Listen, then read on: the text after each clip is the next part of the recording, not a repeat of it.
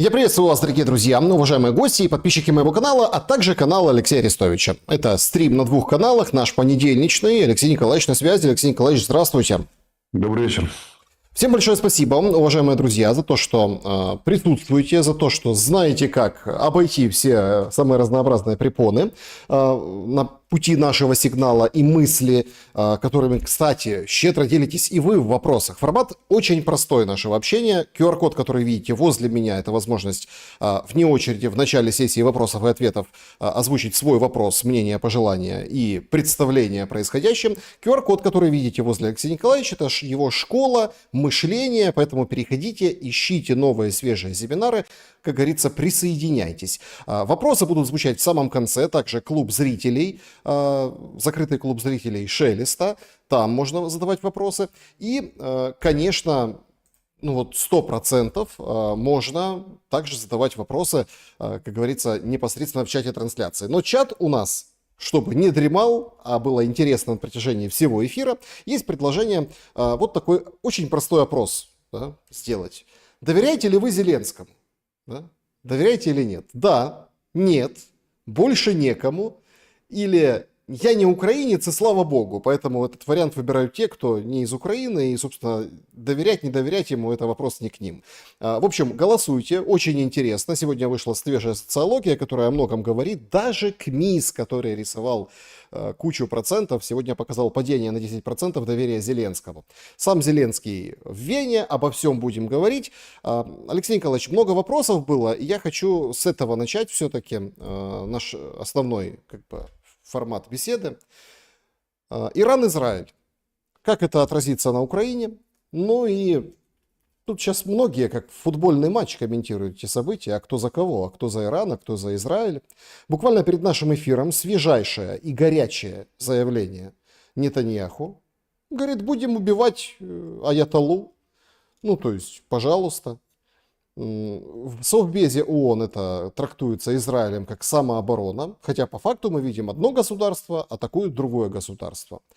Что это сулит региону? Ну и самое главное, как в этом контексте будем выглядеть мы? Потому что, как ни крути, многие сравнивают и характер войны, и предпосылки. Масштабы, конечно, другие между российско-украинской и ирано-израильской войной. Поехали. Основной спонсор и помощник в этой борьбе с Россией Украины – это Соединенные Штаты. Перед самым началом израильской операции Соединенные Штаты 20 тысяч малых ракет, призванных сбивать дроны, переправляют с украинского направления на израильское. Приоритеты ясны. На Израиль летит 100 шахедов каждую ночь, сбивает авиация 3 стран. На Украину летит 400 шахедов каждую ночь. Радостно отделывается украинское ПВО и мобильные группы. Приоритеты ясны. Приоритеты в СМИ тоже ясны. Вниманию конфликта между Ираном и Израилем уделяется гораздо больше места и времени, и внимания, нежели украинскому конфликту. Но оно и понятно. Он еще и свежий вдобавок. А наш-то длится уже рутиной стал. Но мы должны понимать, что в системе координат Соединенных Штатов Ближний Восток куда более приоритетная история, нежели Украина. Ведь периферийная война на постсоветском пространстве. Есть только один регион, который еще важнее, чем Ближний Восток. Это Азиатско-Тихоокеанский регион. И вот если начнется там Тайвань, условно, там какие-нибудь Маршалловы острова, то все внимание американцев будет там.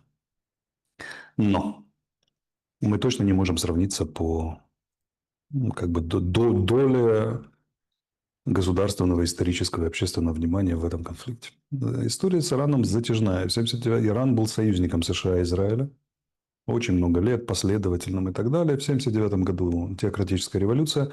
Как сказал Дмитрий Ранушенко, есть такой украинский мыслитель, я его очень уважаю.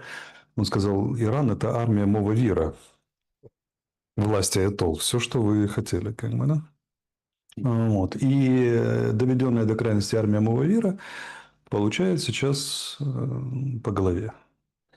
Получает она по одной простой причине. Паритета нет. Теократическое руководство Ирана провозгласило уничтожение Израиля своей генеральной геополитической целью. Это прямая декларация уничтожить государство Израиль.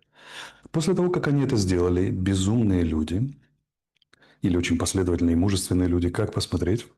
И что бы ни сделал Израиль с Ираном как таковым и иранским военно-политическим руководством, это все акт самообороны. Они подписались. Ну, так получается. Если вы декларируете, что я вас уничтожил, любые ваши действия в отношении меня – это самооборона, по-любому. Вы же не декларировали, что хотите уничтожить меня. Это я декларировал, правильно? Все. Это вот к вопросу о том, что слово не воробей. Когда Украина ляпнула жирно в свою конституцию, что мы вот в ЕС и НАТО, россияне начали с этого момента трактовать все свои действия в отношении Украины как самооборону. Потому что они считают, что НАТО – это агрессивный блок, который продвигается к границам России, несмотря на пятикратное предупреждение, 5 волн расширения НАТО. Шестая, она трактует его как военный блок, созданный против России. Соответственно, вступление Украины в НАТО, соседи, агрессивный акт против России. Все, пиши пропало. Мы этим самым тоже дали России право, по крайней мере, подавать любое действие против нас как акт самообороны. Вот вам параллель. Асимметрия заключается в том, что Израиль умеет воевать тип войны, который нам недоступен. Более того, даже Иран умеет воевать тип войны, который нам недоступен. Иран создал около, ну, смотря как считать, не менее 5-6 прокси-армий, каждая из которых атакует Израиль, от Хизбаллы до хуситов, Хамаса и исламского джихада. Они их не создавали, но взяли на содержание.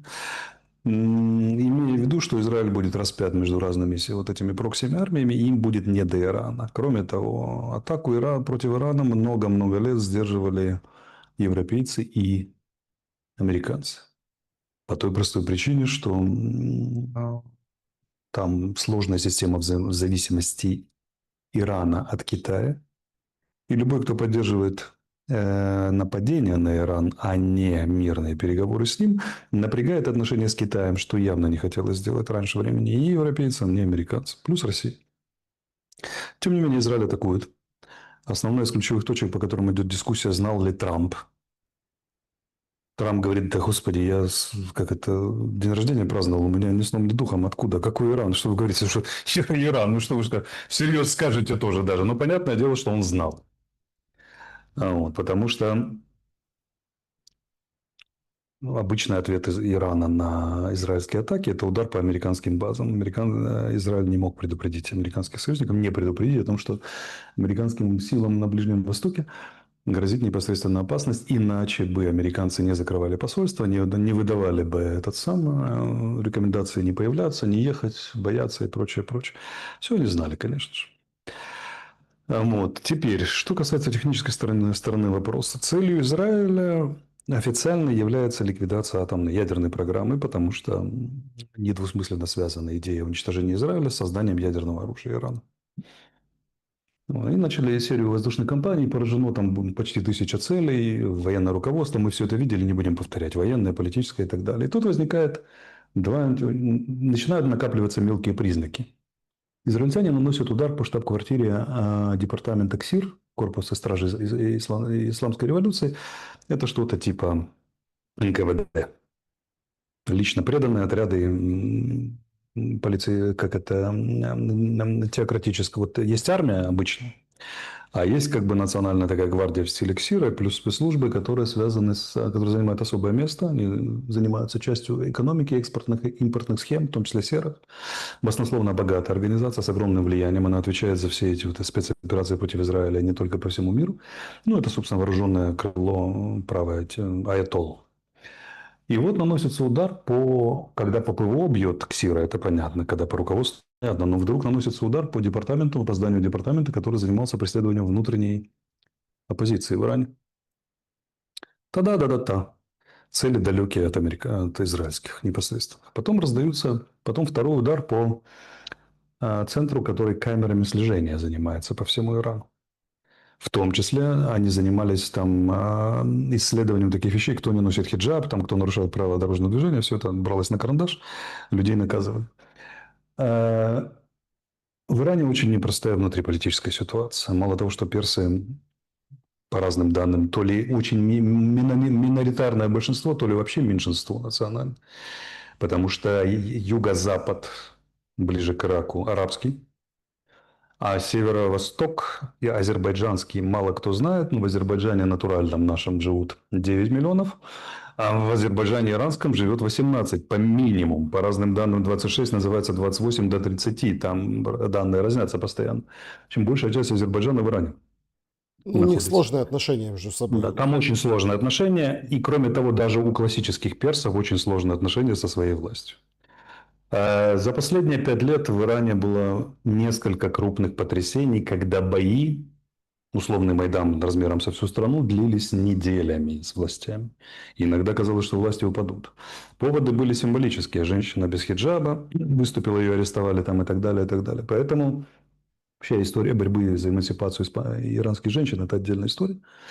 Их еще мамы носили мини-юбки при шахе, они это помнят. Потом их одели все в чедры. И ситуация там хрупкая. Степень ее хрупкости никто не знает. С одной стороны были восстания, с другой стороны аятоллы дважды подавляли это восстание. Дважды или трижды за 5 лет. Теперь вопрос. И тут идет заявление о возможном, что аятолла Хаминеи, которому 85 лет и который, говорят, не сильно в форме, возможно, законная цель. Обезглавливание военного, ну, вообще политического руководства Ирана. Президента они, заметьте, не записали в законные цели. Они четко разделяют светское государство, светскую его часть с религиозной, теократической. Они и удары по штаб-квартирам и по департаментам с ликвидацией баз данных неблагонадежных, с ликвидацией возможности организованного видеонаблюдения. Не является ли это приглашением со стороны Израиля или способствованием к восстанию против режима аятолл в Иране? Иранская оппозиция утверждает израильтянам, что 3/4 городского населения ненавидят власть аятолл и готовы его скинуть. Если они пошли на это, то есть им недостаточно сокращения военной и политической мощи Ирана, а еще и провоцирование восстания вооруженного, то это глобальные геополитические цели. Мы это увидим в ближайшее время. Но звоночки накапливаются по принципу «все, что будет, уже есть». Некоторые вот такие вот действия показывают нам, что, возможно, будет поставлена решительная цель о том, чтобы ликвидировать власти аятолл как таковых. А это стратегические изменения, глобальные на Ближнем Востоке. Но пока неизвестно. Известно, что Израиль экономит и не бьет по инфраструктуре Ирана как страны.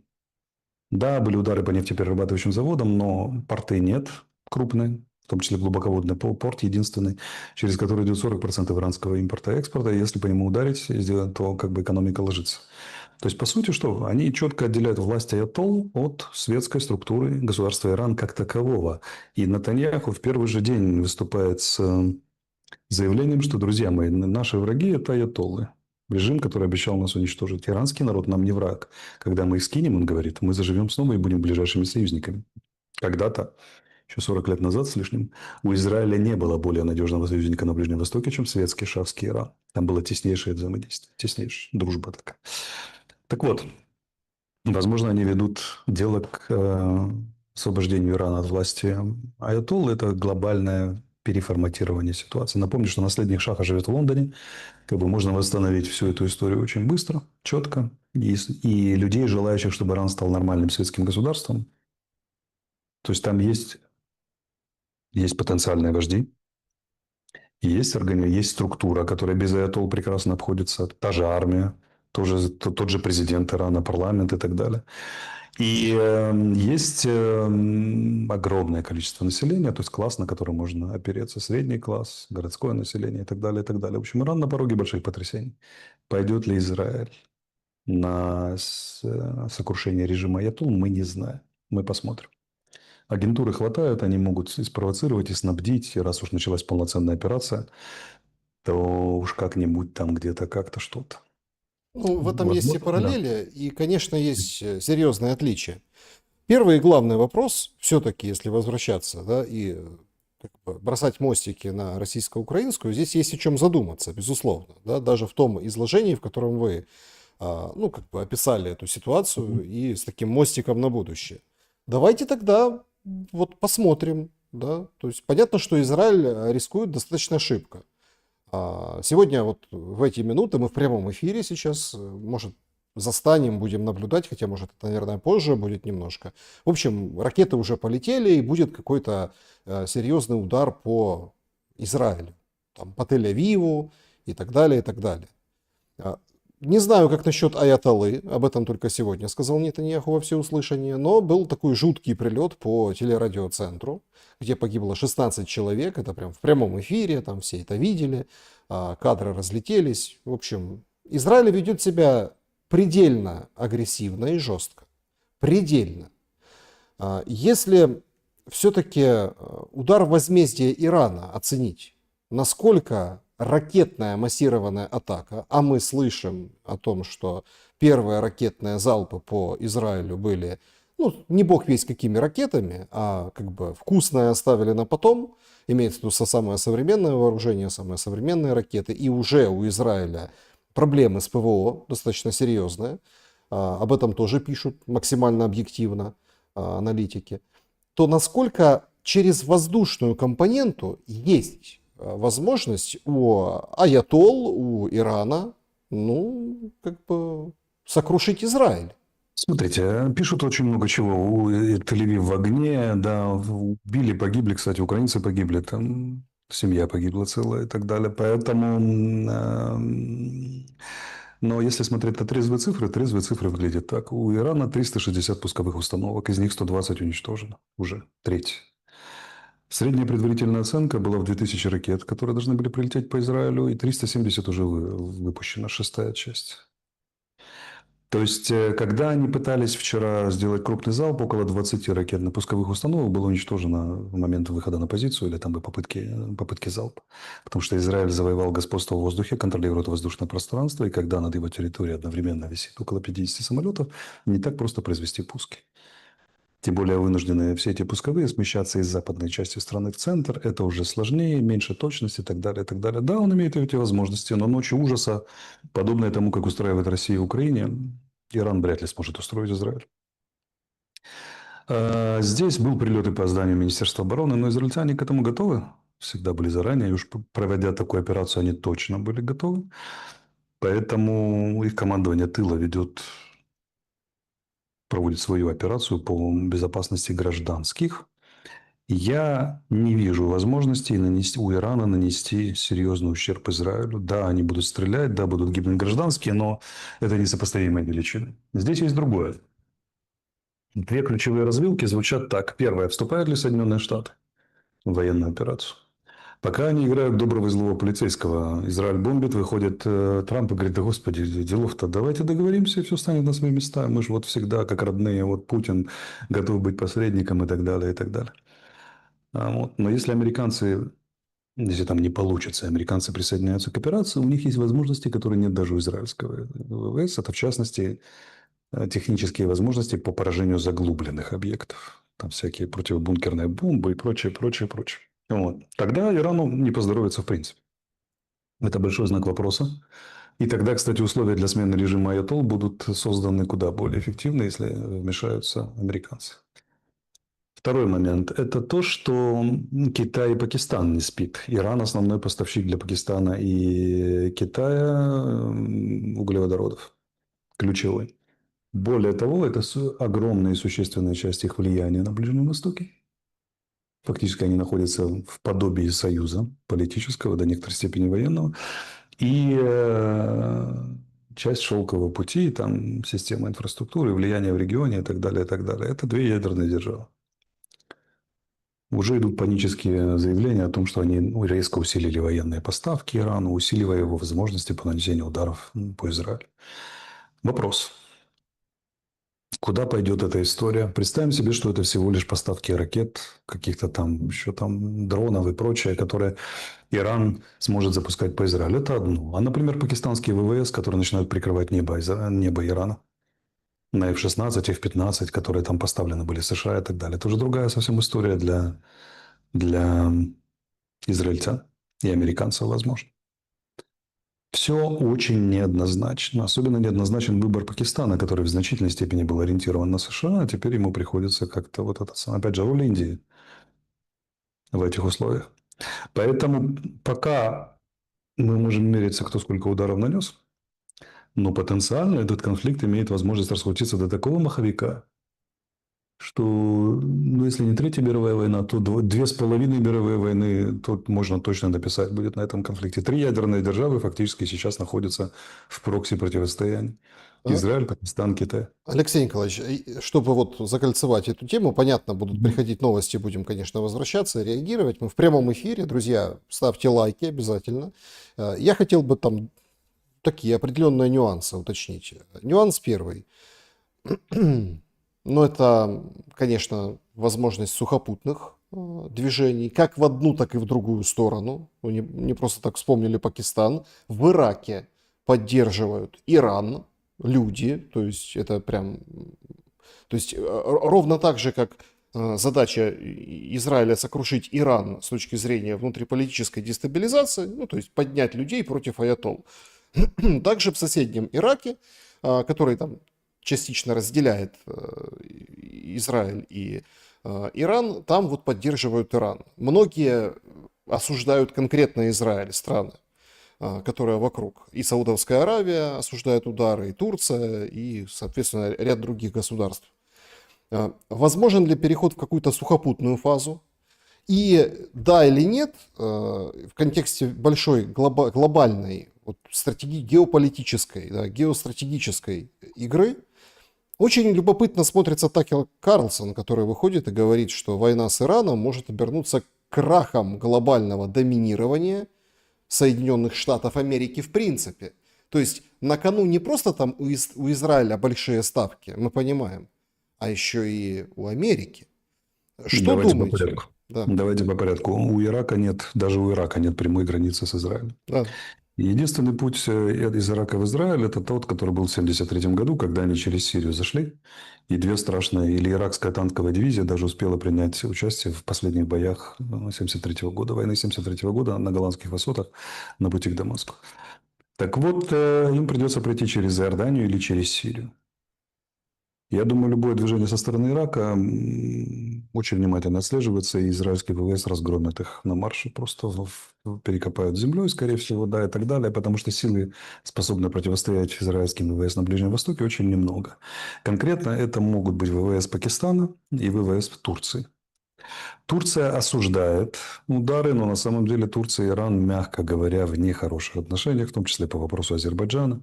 Иран неоднократно в ходе Азербайджано-армянского конфликта угрожал Азербайджану чуть ли не введением своих войск в Зангезурский коридор. Безусловно, были и встречи турецкого руководства с китайским и пакистанским на тему там возможного взаимодействия и так далее, в том числе по теме сухопутного коридора. Но одно дело торговые переговоры, другое дело военный союз против Израиля, там, например, и так далее. Неизвестно, какую позицию займет Турция, но у Турции, скажем так, очень мало поводов защищать Иран. Более того, очень здоровая часть оперативной подготовки турецких вооруженных сил – это репетиция войны с Ираном. Они геополитические противники, очень серьезно. Что касается Ирака. В Ираке больше 60% шиитов. Там правило суннитское меньшинство. И основные святыни находятся, шиитские находятся не в Иране, а в Ираке. Кто не знает, ислам разделен на суннитов и шиитов. Шиитов очень мало. Это азербайджанцы, иранцы. А сунниты все остальные. И между ними свои напряжения. Когда-то были между католицизмом, протестантизмом, там, католицизмом, православием и так далее, и так далее. Поэтому здесь одно дело осуждения, другое дело реальной угрозы. Но, мне кажется, сработает не исламский фактор в данном случае, а сработает скорее геополитическая ось. То есть я скорее ожидаю движения от Китая и больше от Пакистана в этом отношении. Какие-то летчики-добровольцы, если дальше пойдет еще что-нибудь и так далее. Но не все так однозначно. И Израиль имеет свои рычаги влияния на Китай, и оборонное сотрудничество, и так далее. Ну и вопрос, а теперь ключевой вопрос, позиция во всей этой истории Соединенных Штатов и Индии. Два игрока. Ну, плюс Россия. Первое. Соединенные Штаты, как они могут лишиться своей возможности, если четко оформляется ось, например, Пакистан, Китай, и еще какая-то исламская страна, к примеру, берем в порядке фантазии некую Турцию, антиизраильская ось, то это означает для Штатов очень простую вещь. Ему нужно вступать в прямое военное противоборство на стороне Израиля. Иначе Израиль не вытянет в одиночку, ну или вытянет с очень большими проблемами. А с кем? Пакистан – ближайший союзник. Китай только-только начали договариваться. Если Штаты не пойдут на прямое вооруженное столкновение или очень существенную помощь Израилю, в том числе через создание международной коалиции, там, Иордании, какой-то там Саудовской Аравии, еще что-нибудь, хотя это очень проблематично все, то да, Израиль остается один на один, ближайший союзник на Ближнем Востоке, США теряют остатки авторитета, как неспособные защитить своих. А если они вступают в прямое вооруженное противодействие, то это может добавить к антиамериканскому, антиизраильскому союзу очень много игроков с глобального юга, которые скажут, ну, раз такая пошла такая пьянка, то давайте как бы делить в помидор. И начнут его делить. Перспективы совершенно неясны. Неясны. Но здесь придется определяться Индии. И Китай, и Пакистан, находясь в военном союзе, являются что? Для Индии главными геополитическими соперниками. Поэтому там может завариться такая каша, половником не исчерпаешь. И это интересно, потому что мы будем смотреть, куда она пойдет. Но это апокалиптический сценарий. Он не обязан быть апокалиптическим. Вполне возможно, что это будет вялотекущая война, 2 года перестрелок ракетами, там, да, и пострелушек с самолетов. Не исключено абсолютно. Почему нет? Мы не знаем. Тем интереснее смотреть за развитием этой ситуации. Да, друзья, наблюдаем мы за развитием ситуации, конечно, следим за всеми новостями непосредственно с Ближнего Востока, потому что, ну, действительно, это интересно и может изменить мир. Все, знаете, так Жириновского в последнее время вспоминали, и так диву давались, Давайте подождите, я расскажу про Жириновского. выскажитесь, Хотите? да, да. Смотрите, в советской военной разведке было 3 уровня – тактический, стратегический и оперативный. В Советском Союзе, в отличие от Украины независимой, агентурная разведка была не только на стратегическом уровне, но и на оперативном. Самые выдающиеся военные круга, обладавшие агентурной разведкой, то есть правом вербовать на территории противника потенциального агентуру, был Прикарпатский военный округ и Закавказский военный округ со штабом в Тбилиси. Молодой капитан Жириновский был одним из лучших офицеров оперативной разведки за всю историю СССР. Военной разведки. Он блестяще в совершенстве знал турецкий язык. Работал как раз в агентурном аппарате Закавказского военного округа. И, по-моему, даже в 80-х годах, чуть ли не в 85-м, это надо все отследить, умудрился работать на территории Турции, что являлось нонсенсом полностью. Откуда его хорошие связи с серыми волками, потому что он работал с этой организацией. Он обладал там достаточным авторитетом. И геополитическое мышление у него было отточено. Он, как всегда в нормальной этой самой, ты работаешь то агентурщиком, то аналитиком, потому что у тебя тренируют всесторонне. Вот. И то, что он сейчас, после его смерти, очень многие его прогнозы начинают сбываться, его там объявляют чуть ли не пророком, это же не случайно. Это уже вполне себе в возрасте пенсионный Жириновский просто показывает, что капитанов советской армии умели учить как следует, правильно? Ну, особенно, если у них был личный талант. Поэтому это непростая история. Второй такой был замечательный человек, который за 10 или за 12 лет стал из лейтенанта старшего полковником. Это нонсенс для советской армии в мирное время. Был бывший белорусский премьер, который вот, то ли найден повешенным, то ли отравленным, то ли умерший от болезни где-то во время визита в Среднюю Азию. Я не помню, как его звали. Вот этот симпатичный молодой старший лейтенант приехал в свое время в Прикарпатский военный округ со штабом во Львове. И тоже там очень быстро отличился. Потому что в Одесском работал. Да, еще Одесский был очень, очень серьезный. Поэтому, да, из этой системы выходили очень знаковые персонажи. Жириновский был один из них. Его характеристики все в превосходных тонах. Да, значит, перейдем к событиям в Украине, перебросим, так сказать, мостик. Алексей Николаевич, сегодня Зеленский отправился в Вену. Немножко, скажем так, беллетристически, где-то так таблоидно, но началось все как-то вот некрасиво, что ли. Значит, 2 митинга, они небольшие, но были. Одни за Украину, другой против Украины. И беспрецедентные меры предосторожности со стороны австрийских властей. Перекрывались улицы, там эшелоны, ряды вот этой полиции. В общем, муха не пролетит. Ну, правда, все в шоке от такого уровня безопасности. Трамп, который приезжал в свою первую каденцию, ну, вот тоже не имел такого, да, такого пристального контроля к своему перемещению. Это неудобство, да, там перекрытые центры Вены, но были такие определенные оказии, да, то есть вот эта фотография разлетелась по всему миру о том, что, и вместе с видео тоже, о том, что выскакивает Зеленский из машины и сразу идет уже со всеми поздоровался, и только добежала первая леди, и потом тоже со всеми поздоровалась, ну и вообще как-то странно, дождь идет, вроде как над президентами держат, ну, да, держат зонтик, а первые леди не сахарные, не растают. В процессе этого визита Зеленский делает интересное заявление. Два я попрошу откомментировать. Первое, это то, что мы готовы у Трампа купить военный пакет. Продай, Трамп, военную помощь. Ну, косвенно подчеркивая, что как до этого были публикации, Хексет выступал. В общем, помощи не будет. Это будет все ложиться на плечи европейцев. Американской помощи. А второе заявление о том, что он надеется на сотрудничество с Австрией по поводу даже не сколько украинских беглых чиновников и олигархов, а сколько их активов. Визит такой скоротечный был, пофотографировались, там чего-то подписали, посотрудничали, и он убыл на Г7.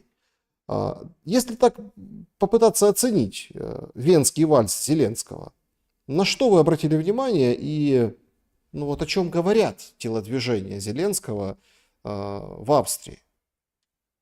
Это странный визит. Уровень австрийско-украинских отношений предельно низкий.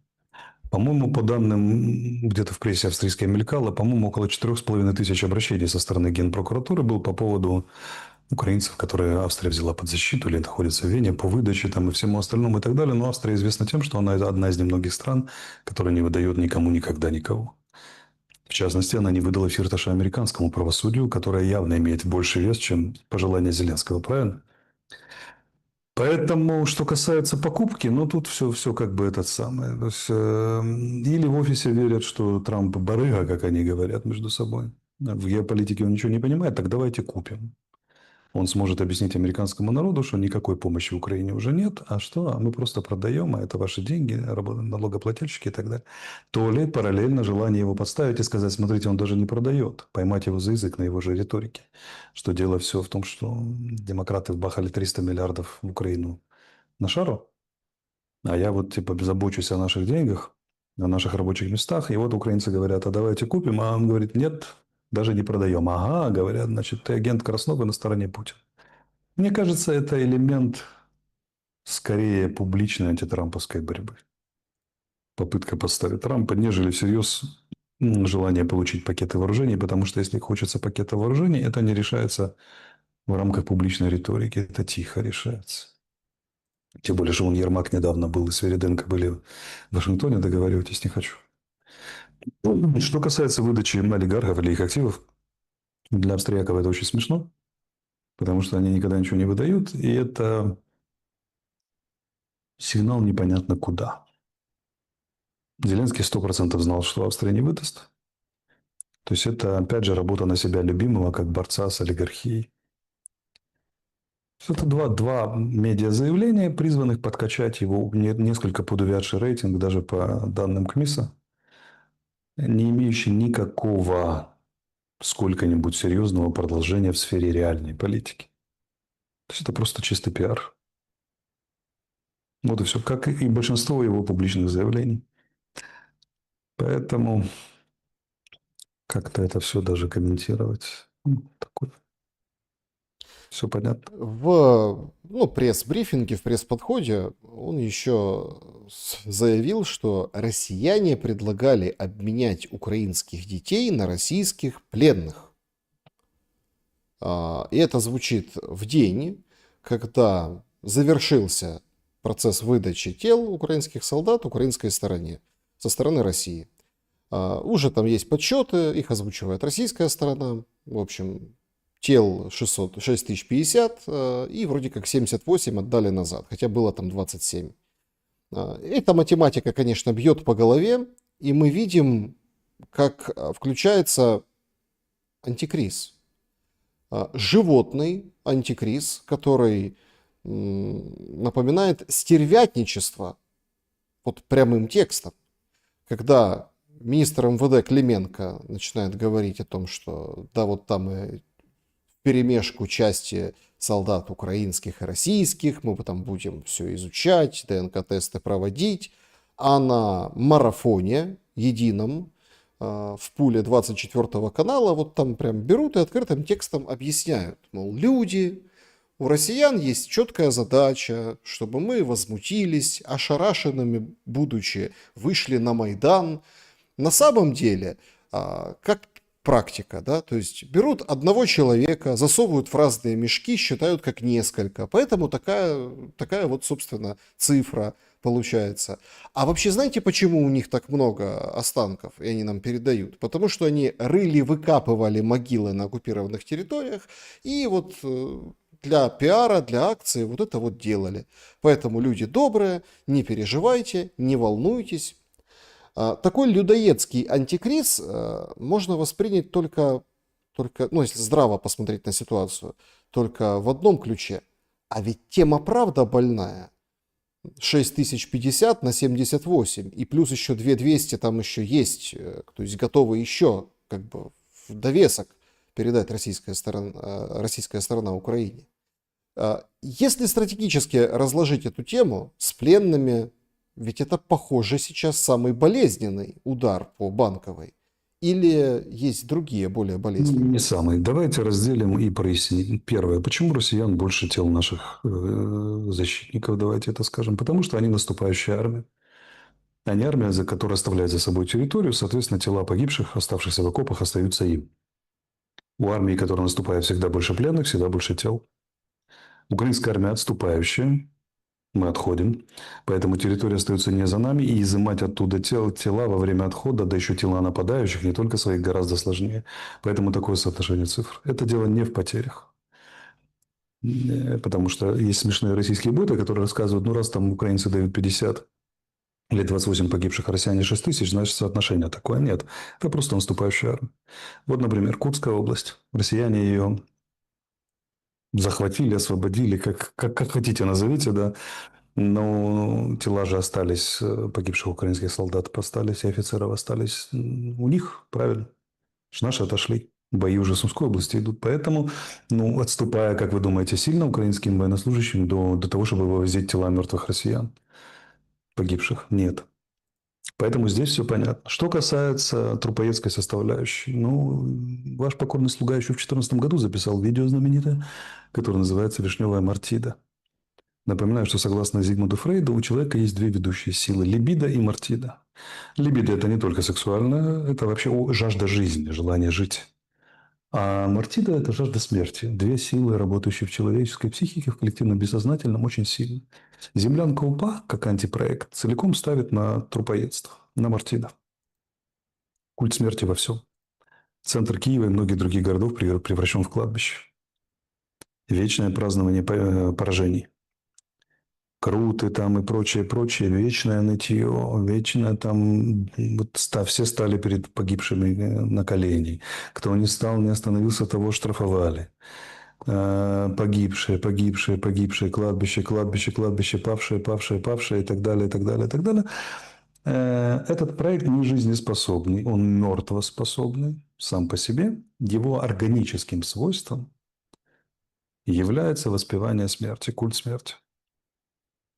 Посмотрите, называю вам два крупных фактора. Как праздновался 1 миллион погибших россиян условный. И сколько крутится вокруг погибших украинцев. Сколько внимания туда инвестируется, символического и фактического капитала. И вот россияне делают ход. Они говорят, ну, если вы про культ смерти, ну, заберите свои 6 тысяч погибших. И тут начинаются трупоедские пляски, я иначе это назвать не могу. Власть не коммуницирует явно. Что такое правильная стратегическая коммуникация в этой ситуации? Вы выходите и говорите, объясняйте своим людям, своему народу, своей армии. Каждый солдат еще ныне живой, завтра может стать солдатом, по поводу тела которого будут прения. Правильно? Их родным и близким, просто всем украинцам, просто всем добрым людям земли вы объясняете, почему Россия предприняла такую акцию с вашей точки зрения. Только это должна быть логическая и доказательная история. Второе. Будете ли вы принимать, на каких условиях и почему вы будете принимать? А если вы не принимаете, на каких условиях или принимаете частично, на каких условиях и почему вы часть не принимаете. И третье, когда вы принимаете, вы организуете соответствующее медиасопровождение, где главной частью должно быть что? Опознание бойцов, торжественные почести, передача семьям и гарантированные выплаты. Выплаты. А 6 тысяч – это 90 миллиардов, которых нет в бюджете. Вот. Что вместо этого делается? То есть, что должен был снимать телемарафон? Вот мы принимаем тела. Вот им отдаются воинские почести. Вот генная экспертиза. Вот опознание, вот передача родным, вот все власти от центральной до местной сопровождают защитника, вот его хоронят, вот выплаты. Порядок выплат такой, понятно, 90 миллиардов неоткуда взять, но мы постепенно с таким-то графиком, вот это грамотная стратегическая коммуникация по поводу. Во что у нас превращается это все? В то, что вы назвали, я не хочу повторяться. А вот не то, а вот частично не те тела, а вот не так, а перемешали, а часть мы возвращаем, а часть россияне и прочее, прочее. Это получается новый балаган на смертях, на частях даже человеческих тел. Было очень большое возмущение по поводу нашей с вами прошлой передачи и моего краткого энергичного спича.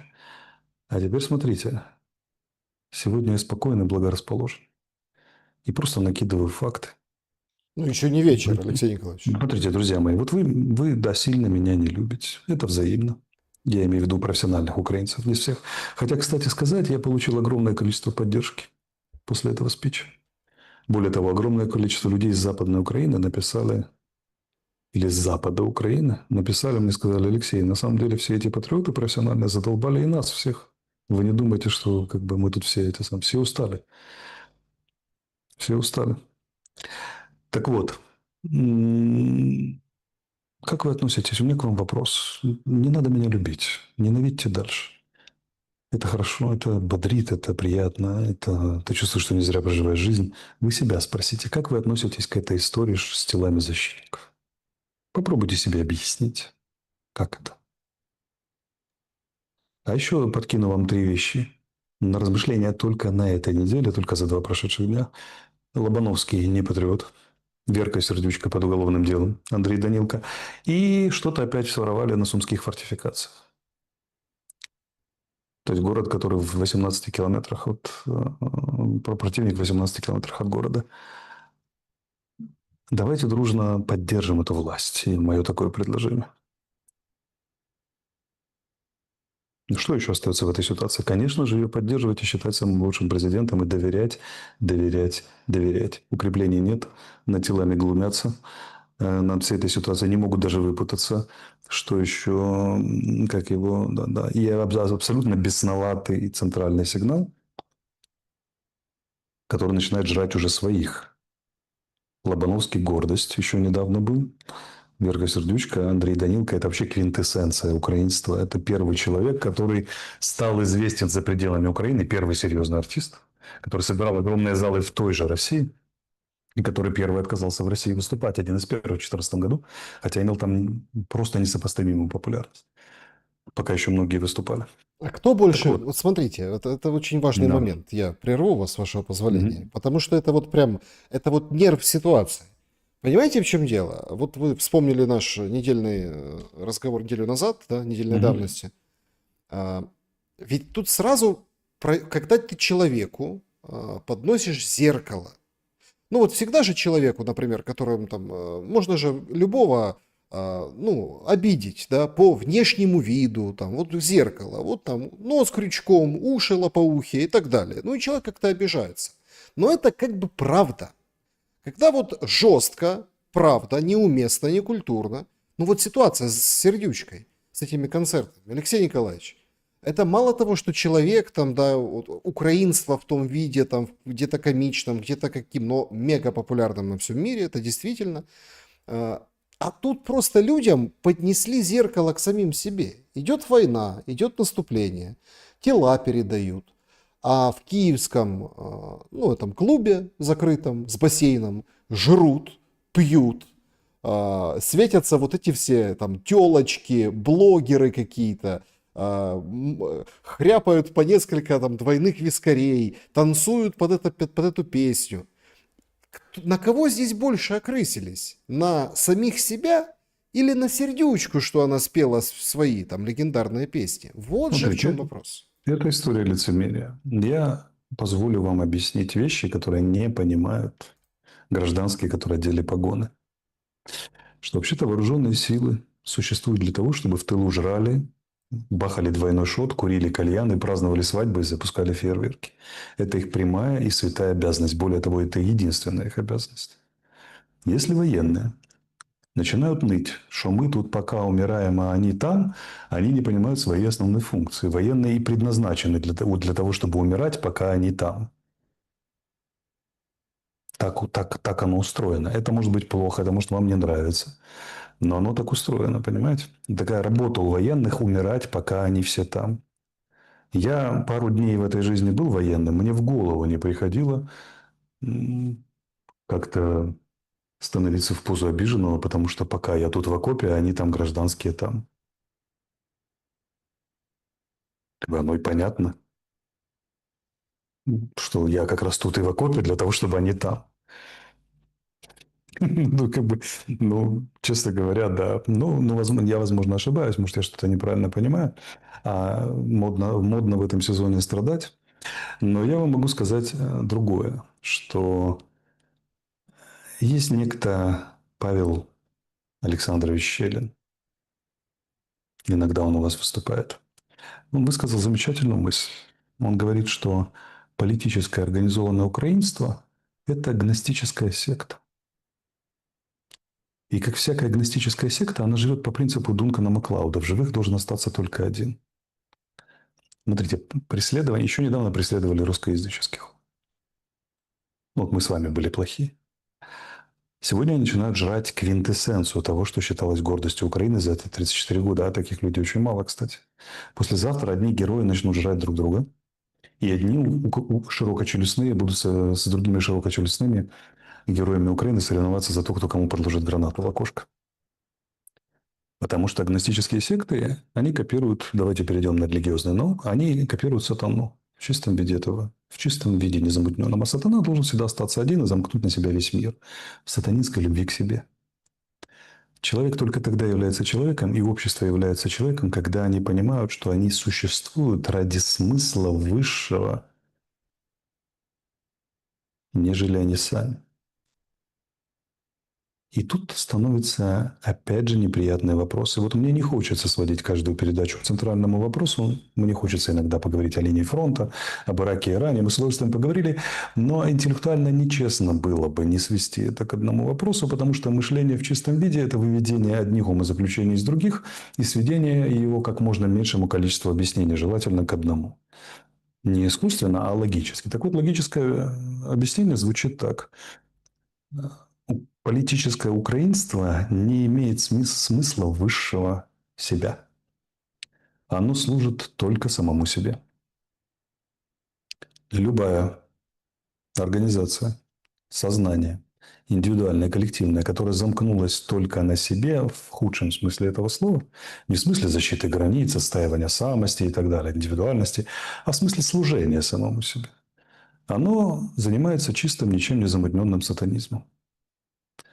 Павел любит аллегории, когда он называет это демона мавкой, говорит, что этот демон торгует самым сладким наркотиком гидностью, который очень хорошо продается. И всегда апеллирует к истории Тараса Бульбы и Андрея, который за гидность, за красивый доспех, за красивую паночку, как я его понимаю, предал своих и перешел туда, где ляхи должны были помочь, но не очень помогли. Ну, мы можем на сегодня не заниматься этой метафорикой, а просто сказать следующее, что когда 300 лет или 400 у политического украинства не получается, а самое главное, у него не получается за последние 100 лет трижды. 18-й, 45-й, 41-й, 45-й и вот сейчас. О чем нам это говорит? Когда трижды не получается у кого-то за 100 лет. И причем как по канону одни и те же ошибки. Начинаем жрать своих, коррупция и жрем своих. Меняем вывески, коррупция, жрем своих. Меняем вывески, коррупция, жрем. Вот недавно вышла статья на «Украинской правде», которая описывает 18-20 годы в Киеве. Почему пала УНР? Потому что коррупция, смена вывесков вместо реальной деятельности. О чем нам это говорит? Вот о чем. 400 лет этим людям не удается завести собственную государственность, а как только заводят, они ее теряют. Заметьте, что украинцы в составе других организаций и образований политических Австро-Венгерская империя, Российская империя. Ну, больше российская, потому что Австро-Венгерская, простите, не давала такой воли украинцам. Турецкая, например, уехавшие в Канаду украинцы, в Соединенные Штаты, один из поднимающих флаг на Ивадзиме, знаменитым, украинец. Они, победа над Японией в 1945 году, они показывают выдающиеся результаты. Выдающийся, потому что качество украинцев как, простите, человеческого материала, извините, так, как бы, да, очень высоко. Одна из самых креативных, одна упрямых, в хорошем смысле, в плохом тоже наций, народов. Но в рамках политического украинства им как будто подрезают крылья, подсекают яйца и перерезают глотку, причем свои же. Лобановский им не угодил. Человек, который считается мэтром мирового футбола. То есть он в академии, он в энциклопедии мирового футбола вписан раз и навсегда. Андрей Данилко, который очень глубокий, тонкий человек, блестящий композитор, но и создал бессмертный образ, который воплотил всю эту нашу Украину 90-х. Всех нас, он отобразил нас как в зеркале. Он уже плохой. Завтра один район Львова будет выяснять с другим районом Ивано-Франковска, да, кто из них больше украинец, поверьте мне. Потому что ОНУПА воевала между собой ничуть не меньше, чем с армией Краевой и с НКВД.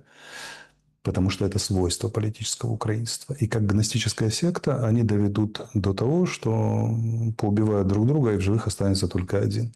Они сожрут не только узкочелюстных нас с вами, но и друг друга.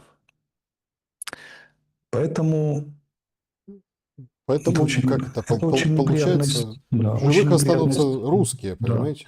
да, это очень неприятная история, которая заключается в том, что бандеровщина все-таки зло по отношению к Украине. Петлюровщина, бандеровщина и так далее. Она всегда заканчивает одним и тем же. Уцелевшие в Канаде пишут мемуары, остальные в могилах, но только они попытаются затянуть туда как можно больше людей. К сожалению. Поэтому ответ такой. А в каком виде может существовать Украина? И сколько Украин может быть? В виде 91 года она не может существовать, потому что это было уникальное образование под названием ОССР-2. Как только цивилизация более высокого ранга отсюда ушла, с Черноморским морским пароходством, с Южмашем, с Харьковом и так далее, то как научным центром вся эта история начала проваливаться до своих органических естественных форм. Это примерно 17 век. Паны, подпанки, кто там еще, там, крепаки и так далее, и так далее. И вот сейчас та же форма общественных отношений. На травме войны все это заехало в то, что, значит, батька наш Бандера. Кому он батька? Одессе, Харькову, Днепру, Донецку, Луганску. Кому? Поэтому, да и на западе Украины далеко не все с этим согласны, мягко говоря. Поэтому, ну, когда у нас возле Бабьего Яра проспект называется именем Степана Бандеры, а потом мы просим у израильтян помощи военной, ну, как вы понимаете, это история такая достаточно сложная. И с этим что-то нужно делать. Что, Алексей Николаевич, Если Украина хочет уцелеть, что Украина должна делать? быть, война должна быть остановлена, Украина должна быть переучреждена, а эта идеология должна быть осуждена на уровне государства, на государственном уровне. Раз и навсегда зачеркнута, оставлена в музее.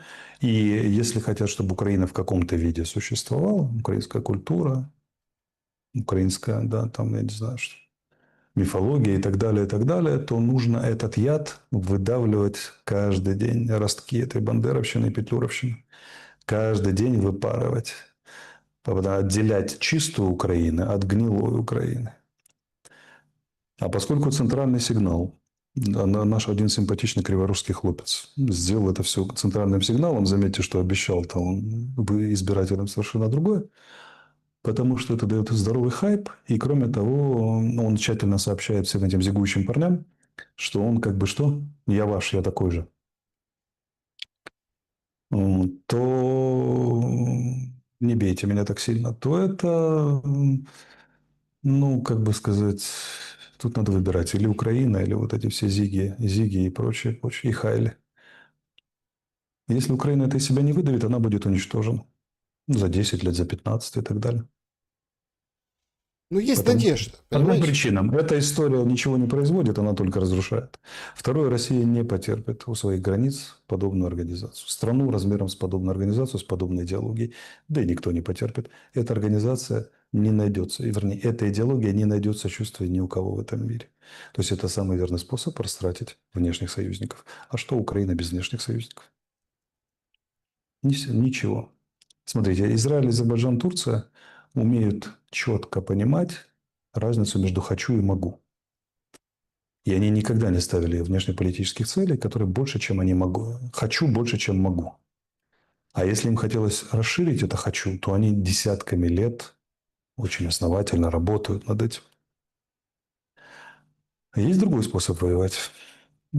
Широкая славянская душа этим занимается. Что россияне, кстати, что украинцы. Не важно, что у нас там смогу, главное, что хочу, и побежали в бой, а там будет видно.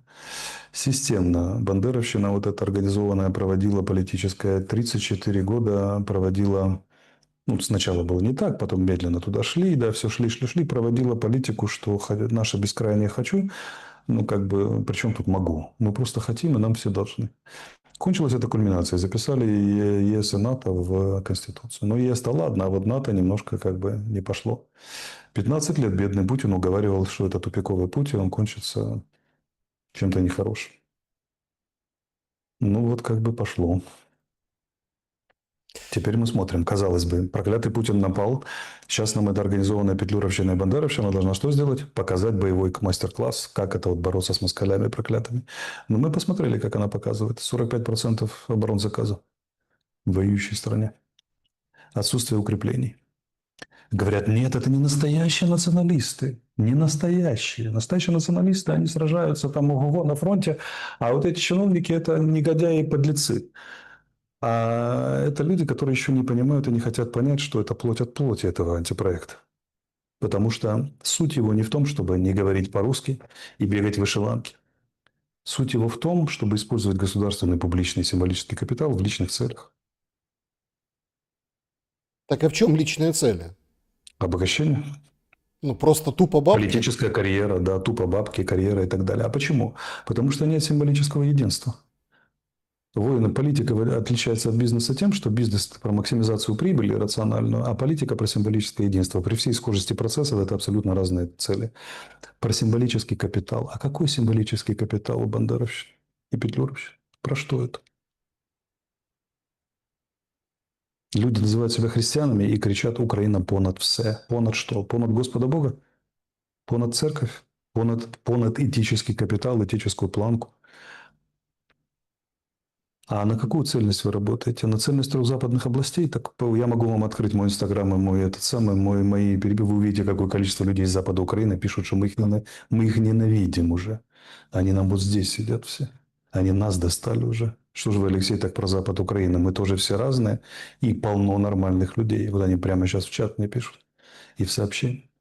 Это очень узкая группа лиц, которые используют идеологию, придуманную против ну, скажем так, сложного полуфашистского, как говорят некоторые историки, режима Пилсудского в отношении украинцев, пацификации, и которые попытались сделать идеологией для страны в 21 веке, снимающий памятник, разрушивший искусство, науку, преследующий уже не только Булгакова, но и своих Лобановского и Андрея Данилко. И это не печальный эксцесс, это продолжение все той же самой логики. Никакого другого, вы поймите, никакого другого политического украинства невозможно. Оно такое. Оно только такое. Оно никогда не было другим и не может стать другим. Оно органически такое. Потому что у него нет целей за пределами личных. И узкоорганизационных. Они ничего не могут предложить одесситам, харьковчанам, мариупольцам. Донецкую, Луганскую, ничего. Они Ивано-Франковскую-то предложить ничего не могут. Картины будущего нет. Есть только бесконечный ресентимент, война с Россией, помститися, трупы, помститися, батька наш Бандера. Мы посчитаемся за поразкой, погибнем всем, но не допустим спуска гидности. Вы всерьез хотите жить в 21 веке в этом проекте? Век, в котором там искусственный интеллект шагает широкой поступью. Где цивилизация за 5-7 лет радикально изменит свой характер. О чем вы будете беседовать с искусственным интеллектом? О Бандере, лента за лентой. Тектонические вещи, геополитические плиты сходятся и расходятся, в блоки заходят целые страны, складываются, раскладываются государства, вернее, блоки крепости, как говорят там некоторые приверженцы реалполитик. Какой символический капитал предлагают нам вот эта вся бандеровщина и петлюровщина? Пересчет костей святых в лавре? Инвентаризацию? Нет, там сейчас другая история. Мне писали, М. ну, я не буду опубличивать. В общем, имена имеется в виду. Да? Люди, которые ходят в Лавру, в Нижнюю, Мгм. там проводится служба. И там есть разные. В том числе и там молодые люди, и постарше люди, мужского пола. Так их шмонают на выходе. Проверяют ТЦК, резервы, все, то есть задерживают, арестовывают. То есть конкретно ты выходишь с литургии, ну там помолиться приехал, а тебя уже окружают штук 5 вот этих бравых, ну и делают из тебя защитника. В Луцке вот просто не удалось сделать защитника. Это же какой-то абсолютный, ну, ужас.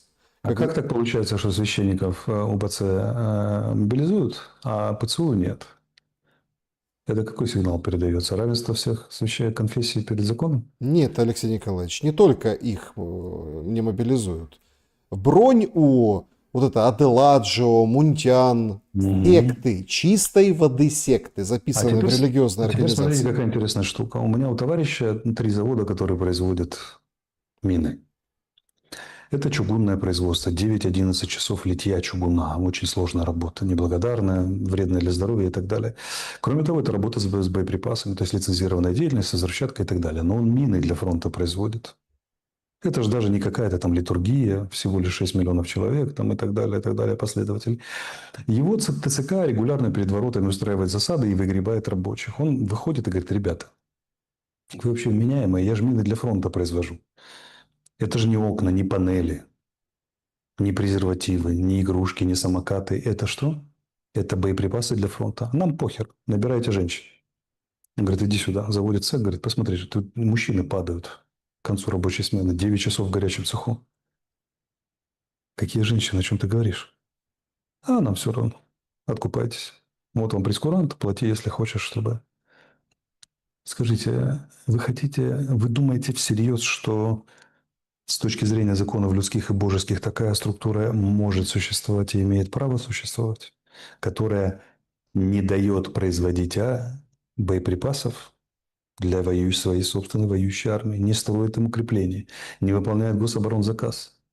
Сегодня опубликовали данные, американский офицер или это морской пехотинец, воюющий в этом самом, в ЗСУ, сказал то же самое, что я говорю уже 1,5 года, что украинские офицеры большинство командуют так, что наносят вреда больше, чем противник своей собственной армии, своими абсолютно бестолковыми приказами. Внимание, кто организовал политическую и организационную рамку этим украинским офицерам? Не офис ли любимого президента? А что он организовал? Потому что он проводит совершенно определенную идеологическую политику, в которой иначе невозможно. Потому что самое идиотское, что нашей армии приказали, ни шагу назад, держим линию, могло и зайти только из этого политического режима. Это не Израиль, который применяет гибкие силы и средства даже для обороны собственной земли, союза и так далее. Нас армию сделали предсказуемой для противника, я многократно это говорил, противник всегда знает, как мы будем действовать, это худшее, что можно представить. Это же все одна история, чего не могут понять многие наши зрители. Многие понимают, многие нет. Чего не могут понять многие несчастные украинцы, потому что Тимоти Снайдер не ошибся, когда сказал, что это кровавые земли. Судьба украинцев тяжелейшая. Все, что происходит с Украиной, это страшная трагедия. Страшно. Страшнейшая. Мы раньше про это читали, сейчас мы смотрим в этом онлайн-режиме. Единственный способ преодолеть эту трагедию – позволить пустить свое сознание причинно-следственной связи, а в душу любовь вместо ненависти. Добро. Над чем я бьюсь днем и ночью. Матом крою слова, логикой объясняю. В душевной любви признаюсь. Там психологические этюды веду. Всеми видами своей деятельности я пытаюсь донести одну нормальную мысль своим любимым соотечественникам. Мысль эта заключается в том, что на ненависти и на стремлении к смерти ничего построить нельзя технически. И проблемы на фронте и с коррупцией – это не отдельно, а это естественное продолжение концепции политического украинства, как секты, замыкающие все на лозунг «Украина понад усе». Не может быть Украина понад усе, потому что, когда вы декларируете это, вы что? Вы начинаете служить сами себе, а это чисто сатанинские практики с религиозной точки зрения, а с психологической, организационной, организация, существующая ради самой себя, не может производить добавочную стоимость вовне. А чтобы выиграть войну, нужно очень много добавочной стоимости. Понимаете, да? Поэтому она должна начать для чего-то, хотя бы для светлого будущего своих сограждан существовать. А теперь скажите, кто в Украине говорит о будущем? Давайте сыграем с вами мысленный эксперимент. Вот завтра россияне в панике убежали, и мы восстановили границы 91 года. Мир. В какой стране вы оказались? Что будет дальше? Ну как что, фильтрационные лагеря? Ну, Может, операционных лагерей не будет? Что вы будете делать с ТЦК? Что вы будете делать с чиновниками, которые разворовали на укрепление? Вот сейчас Сумы под непосредственной угрозой. Областной центр, город, который героически отразил российское нападение в 2022 году. Один из не символов не поражения вечных соплей украинской истории, а реально военной славы. Чтобы сделать это в основном без военных, силами граждан. Сегодня дроны долетают уже до Сум. Маленькие FPV. Так вот и большие. Так вот, фишка в чем? Что Сумы под непосредственной угрозой. Фортификационные сооружения не построены, разворовали. Я хочу задать вам простой вопрос. Как вы вообще все это умудряетесь защищать? Почему вы считаете, что Шелест предатель, а те, кто разворовал укрепления на деньги на укрепления, где гибнут ваши братья, мужья, отцы, сыновья, не предатели? Потому что они одели вышиванку? Так вы же взрослые люди. Ну, когда же вы начнете различать мозги, когда заработают, что вышиванка – это не адвокат, не как это, не индульгенция. А война – это не адвокат, война – это прокурор, она все усиливает. Все усиливает. Только усугубляет вину. Это отягчающее обстоятельство, не облегчающее. Ну, друзья но с мои, ну, другой стороны, подождите, да. здесь же очень тоже очень важный вопрос. Опять-таки, возвращаясь к секте, к людям, Мгм. ведь эти ТЦКшники, которые сегодня загребли учителя музыки в Днепре, в Луцке забили парня, и, внимание, вчера Стерненко и Лебига собрали 2 миллиона на Русарез, ну, в прямой эфир вышли в какой-то, а сегодня родственники там парня, который военный волонтер, спортсмен, с которым что-то произошло и приключилось, он в реанимации при смерти, тоже делают сбор. Сбор делают для того, чтобы его вытащить с того света. 2 операции уже провели. А что произошло? Да ничего не произошло. Отправили в учебку отправили в целости, сохранности. Говорят, упал с вот этой бортовой машины. Ну вот Ну, упал. простой вопрос. Вот люди, ну, каждый день появляются видео, где забивают людей до смерти, ТЦКшники. Но это же не с Марса упали, это же наши люди. Я к этому. Вы говорите, все нормально, и у вас точатся дискуссии в социальных сетях, что значит перегибы, это нормально. Это вот сообразно вашему равнодушию. Потом кто-то, не будем показывать пальцем, называет людей, у которых такая позиция, фуфлом. Да. И эти же люди начинают обижаться. А чего? Как вас еще можно назвать? Обращаю. Вот я в прошлый раз не сказал, но сегодня скажу. Я же далеко не всех украинцев имею в виду, а только те, кто сознательно поддерживает такие методы, такие практики и пытается их объяснять и оправдывать. Ну вот смотрите, ну как можно объяснить, как вообще можно мириться, как можно не задумываться всерьез, не ставить последние вопросы, даже если одного человека забили силой представители государства и засунули в автобус и куда-то повезли. Но забивают же ежедневно, регулярно. Годами ежедневно забивают людей на ваших глазах. Как это можно поддерживать? С этим можно не уметь что-то сделать в полицейском государстве, где отмобилизована армия, там репрессивный аппарат, это можно как-то там, как это, ну хотя бы тогда не поддерживайте, да, молчаливый джихад ведите, сжимайте зубы, терпите, если не можете выступить, но поддерживать это, оправдывать это. А ведь полно любителей все это оправдать и поддержать.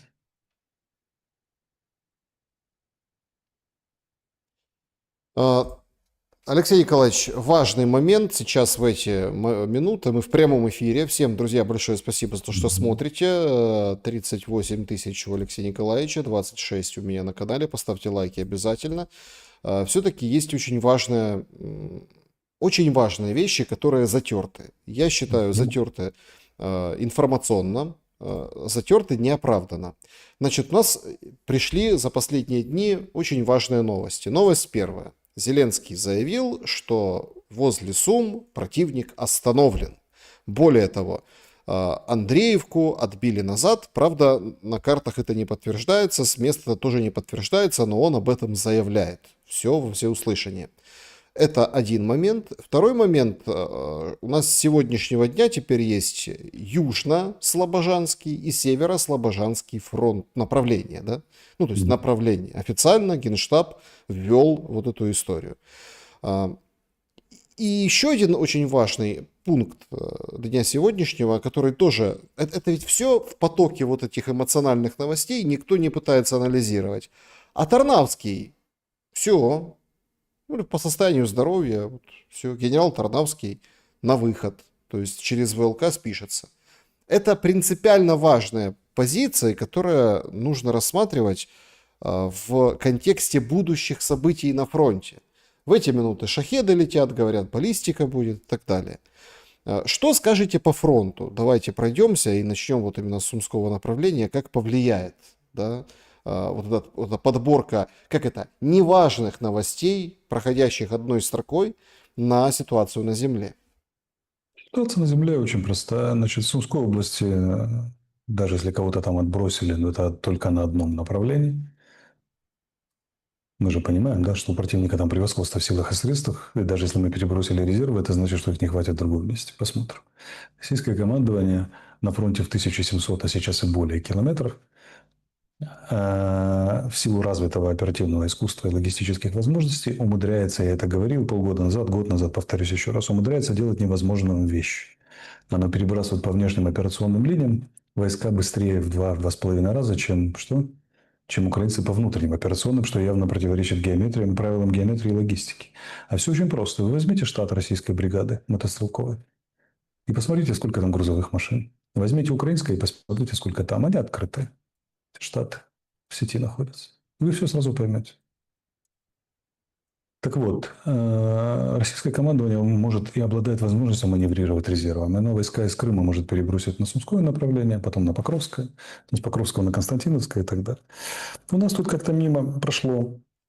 Одна Марьяна заметила и опубликовала денька 3 назад, что двуречное, по-моему, да, на западном берегу Оскола, в Харьковской области, российские войска как-то бац и перешли и захватили. А оно на этом берегу. Это значит, они форсировали Оскол. И это уже маленькая капелька в сторону будущей угрозы Изюма. Потому что как Краматорская славянская операция предполагает выход с севера к Изюму, а к югу захват Константиновки, Дружковки и выход с юга. Между крайними флангами Константиновского охвата 20 километров, даже меньше, по-моему. Противник как двигался, так и двигается. Немножко забуксовал он под Покровском, на Сиверском направлении бои и так далее. В принципе, фронт не очень поменялся. На Запорожском тактические бои. Нам рассказывают про 20-й день страшного российского наступления. Но ничего страшного мы пока не видим. Мы видим систематические боевые регулярные действия, систематическое давление. И напомню, что нужно понимать, что это война на истощение. Она не предусматривает быстрых, глубоких прорывов. Она предусматривает уничтожение живой силы и техники противника, в данном случае наших, украинских, со стороны России.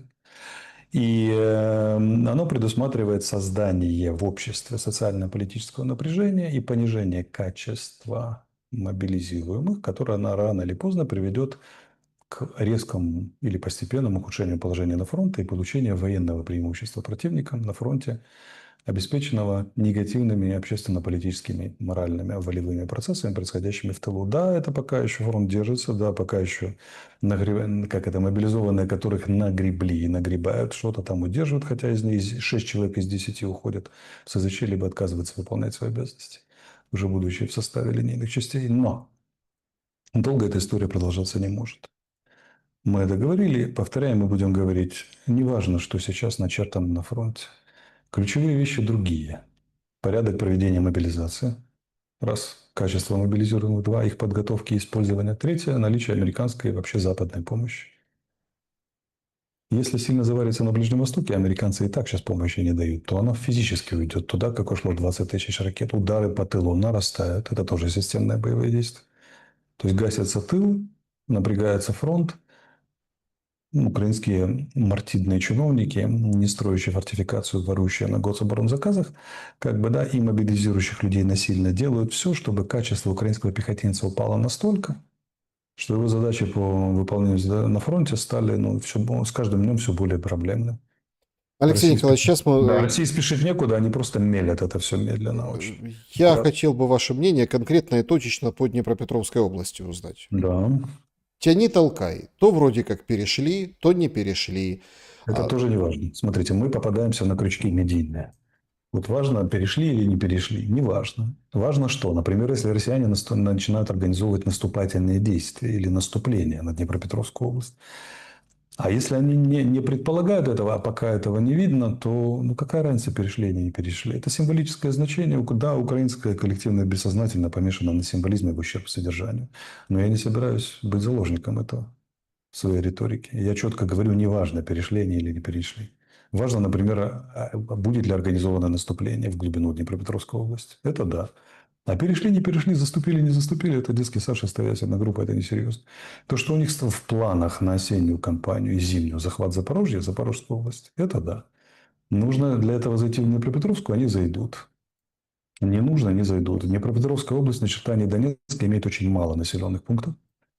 Там невозможно будет организовать оборону по населенным пунктам, по ключевым. Да, Донбасс – это индустриальная зона. Оборона в городах позволяет надолго задерживать противника. Требуются огромные ресурсы, чтобы брать города, как укрепрайон. Российская армия на этом буксовала, продвигала медленно. А в Днепропетровске, если они начнут развивать, то пойдут они гораздо быстрее. Пойдут ли, неизвестно. Днепропетровская область лежит вне целей, декларированных российским военно-политическим руководством. У них Херсонская, Запорожская, Донецкая, Луганская. Все, пока. Поэтому я думаю, что они будут выполнять задачи своего политического руководства и сосредотачиваться на захвате Запорожской области. Для этого, возможно, придется зайти в Днепропетровскую, охваты, там, перерезать логистику и так далее, но это не является самоцелью. А уж там фактически находятся или нет, когда целый президент выходит и говорит, что да нет, они не зашли в Днепропетровскую область, это показывает, что люди не понимают. Вот эти люди в офисе, которые там ставкой руководят, они не понимают, что они коммуницируют, и для чего они коммуницируют, и как они коммуницируют. Чем вы хвастаетесь? А если они сегодня зашли в Днепропетровскую область, а завтра вышли, потому что военная логика требует этого? Или прошли, срезали из Донецка через Днепропетровскую на Запорожскую, охват с фланга сделали, то как это квалифицировать? Это победа или нет, не победа? Это пустые фантики, которые нас с вами отвлекают. А зачем мы отвлекаемся на фантики? Мы с вами не будем отвлекаться на фантики и зрителям нашим не позволим. Я не хочу коммуницировать, как украинские телеграм-каналы и страшный офис президента. Тарнавский — это потеря? Я не знаю его боевых качеств. Я не слышал о нем ничего особо плохого, не слышал ничего особо превосходного.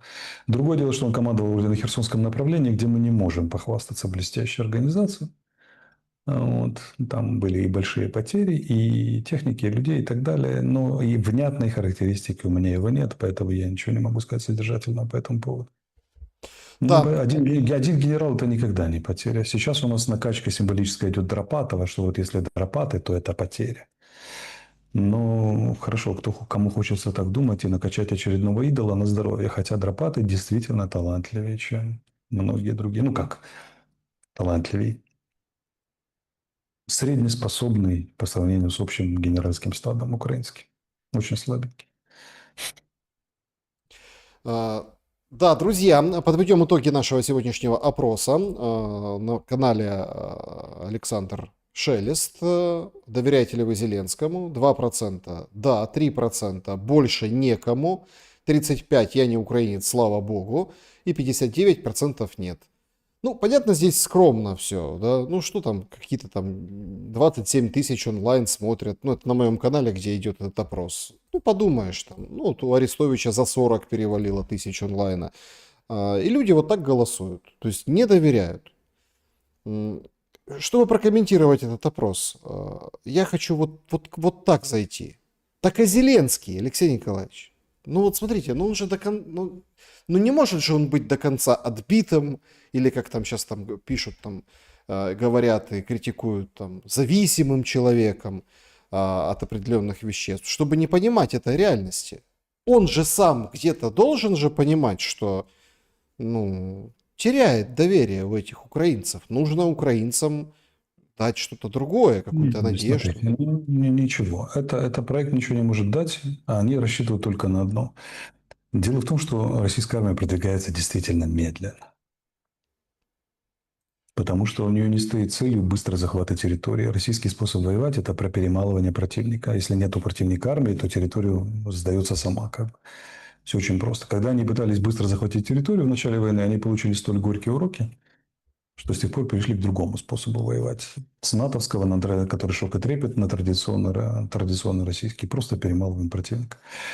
Но, во-первых, Зеленского уверяют, что мы еще ого-го. Во-вторых, в значительной степени мы действительно ого-го, потому что Украина крупнейшая европейская страна, у нас есть возможность разменивать территорию на время. Когда все хрустнет, неизвестно. Есть оптимисты, которые говорят, что вообще никогда не хрустнет. Вон мы баллистическую ракету испытали, и завод в Елабуге попали, и вообще мы такие молодцы, что ого, еще чуть-чуть.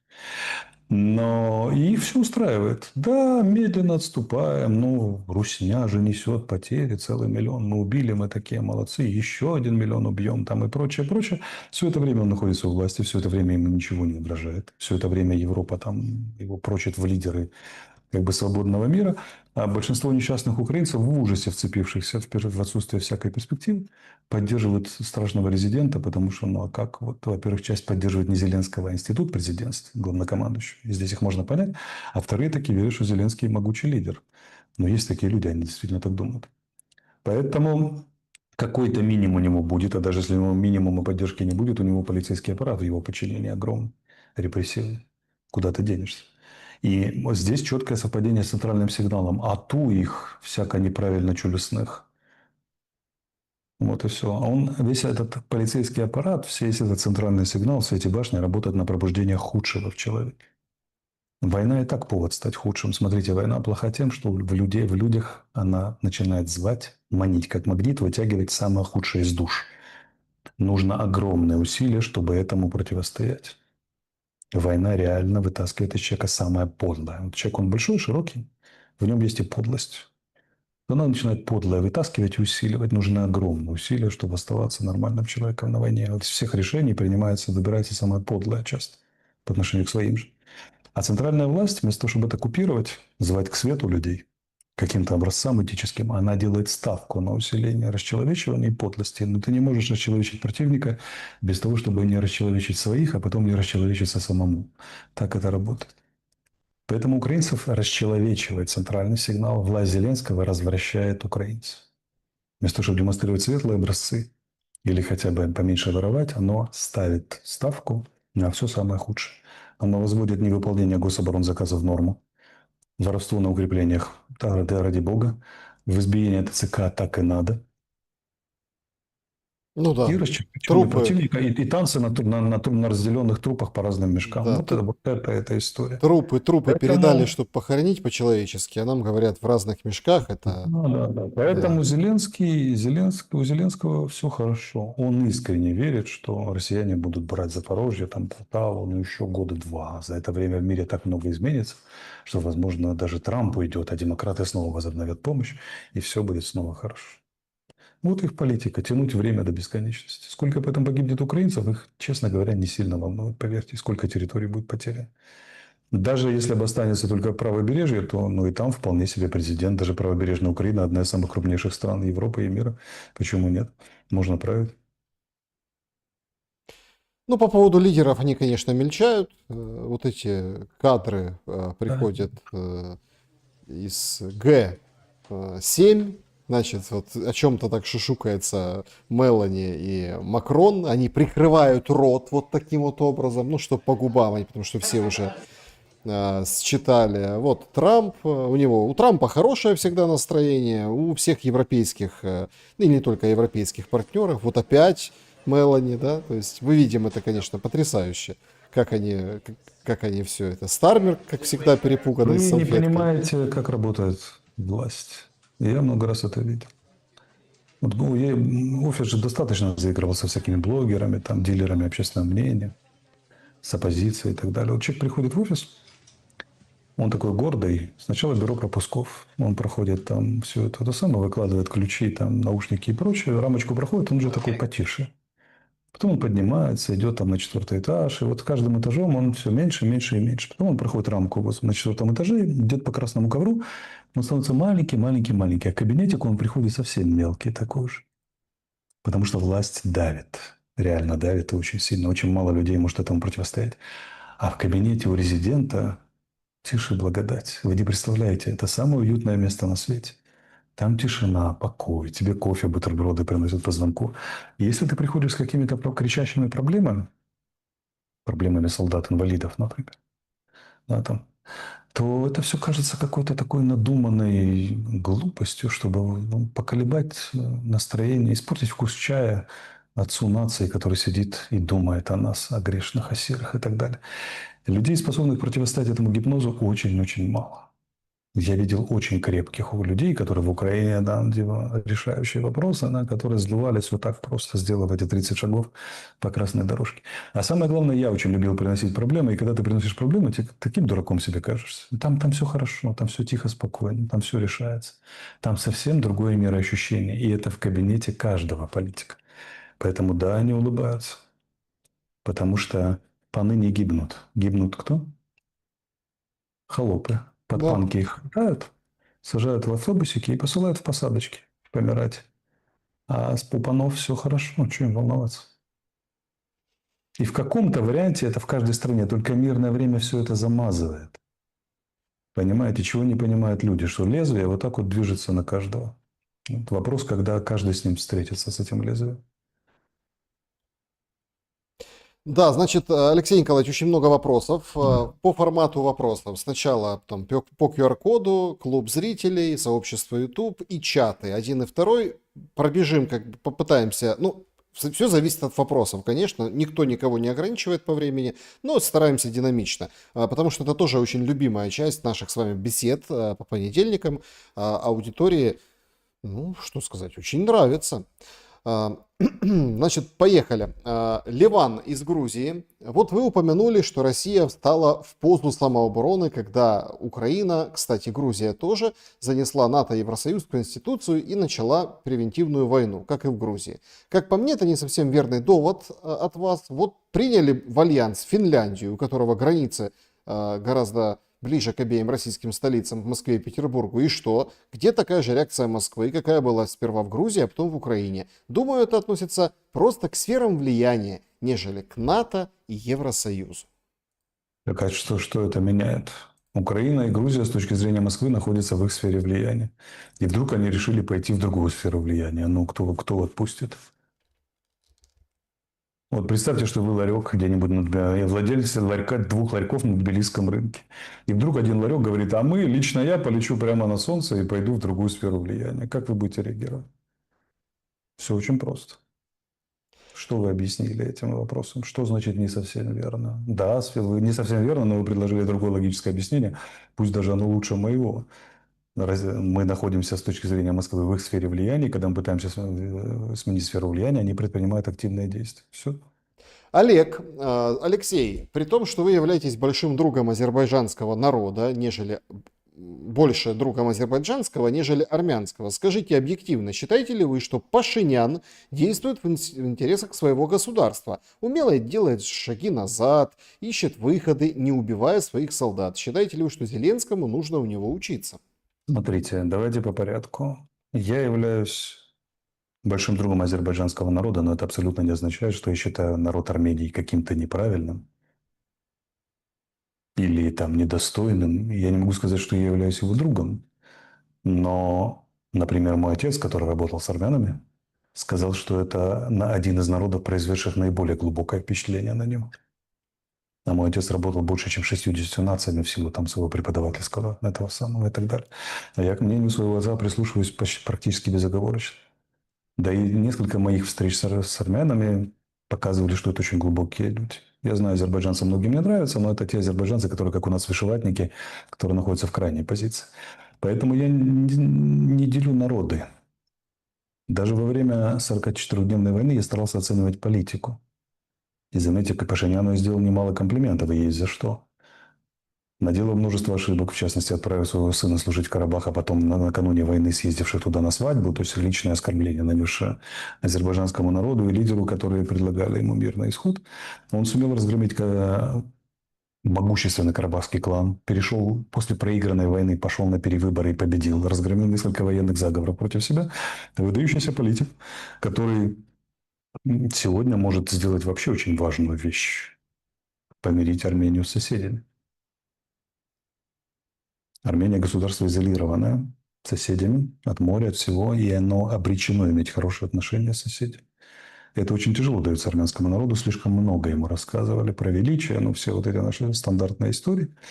Но, тем не менее, Пашинян находит в себе силы, и у него достаточная поддержка для того, чтобы выровнять этот курс, несмотря на кричащие проблемы, и даже его визит в Анкару к там вековечному врагу армянского народа, как рассказывает, да, там мифология соответствующая, показывает, что это трезвый политик, который реал-политик занимается. По крайней мере, имеет все шансы. Поэтому Пашинян мне и его качество политики достойно уважения с моей точки зрения.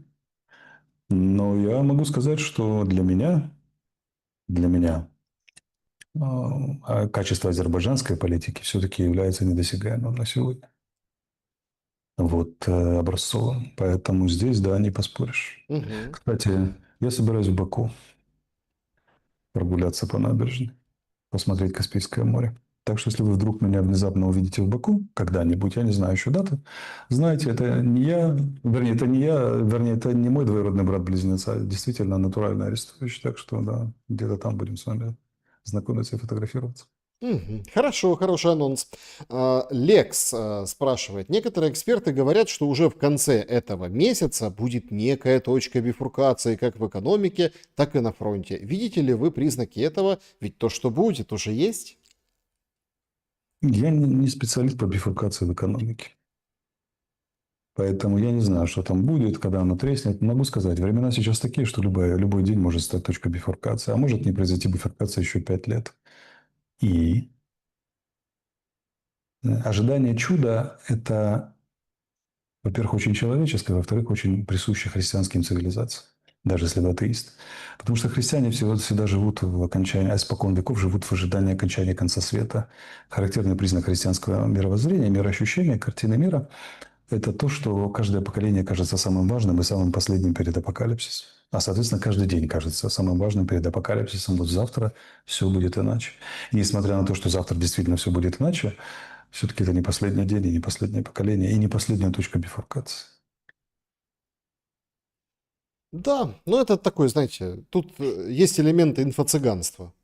Ну вот, не умение думать, а инфо-цыганство. Что вот Ну, сейчас... людям очень хочется чуда. Я очень сильно понимаю людей. Вообще у меня к обычным людям практически нет никаких претензий, хотя у них очень много претензий ко мне.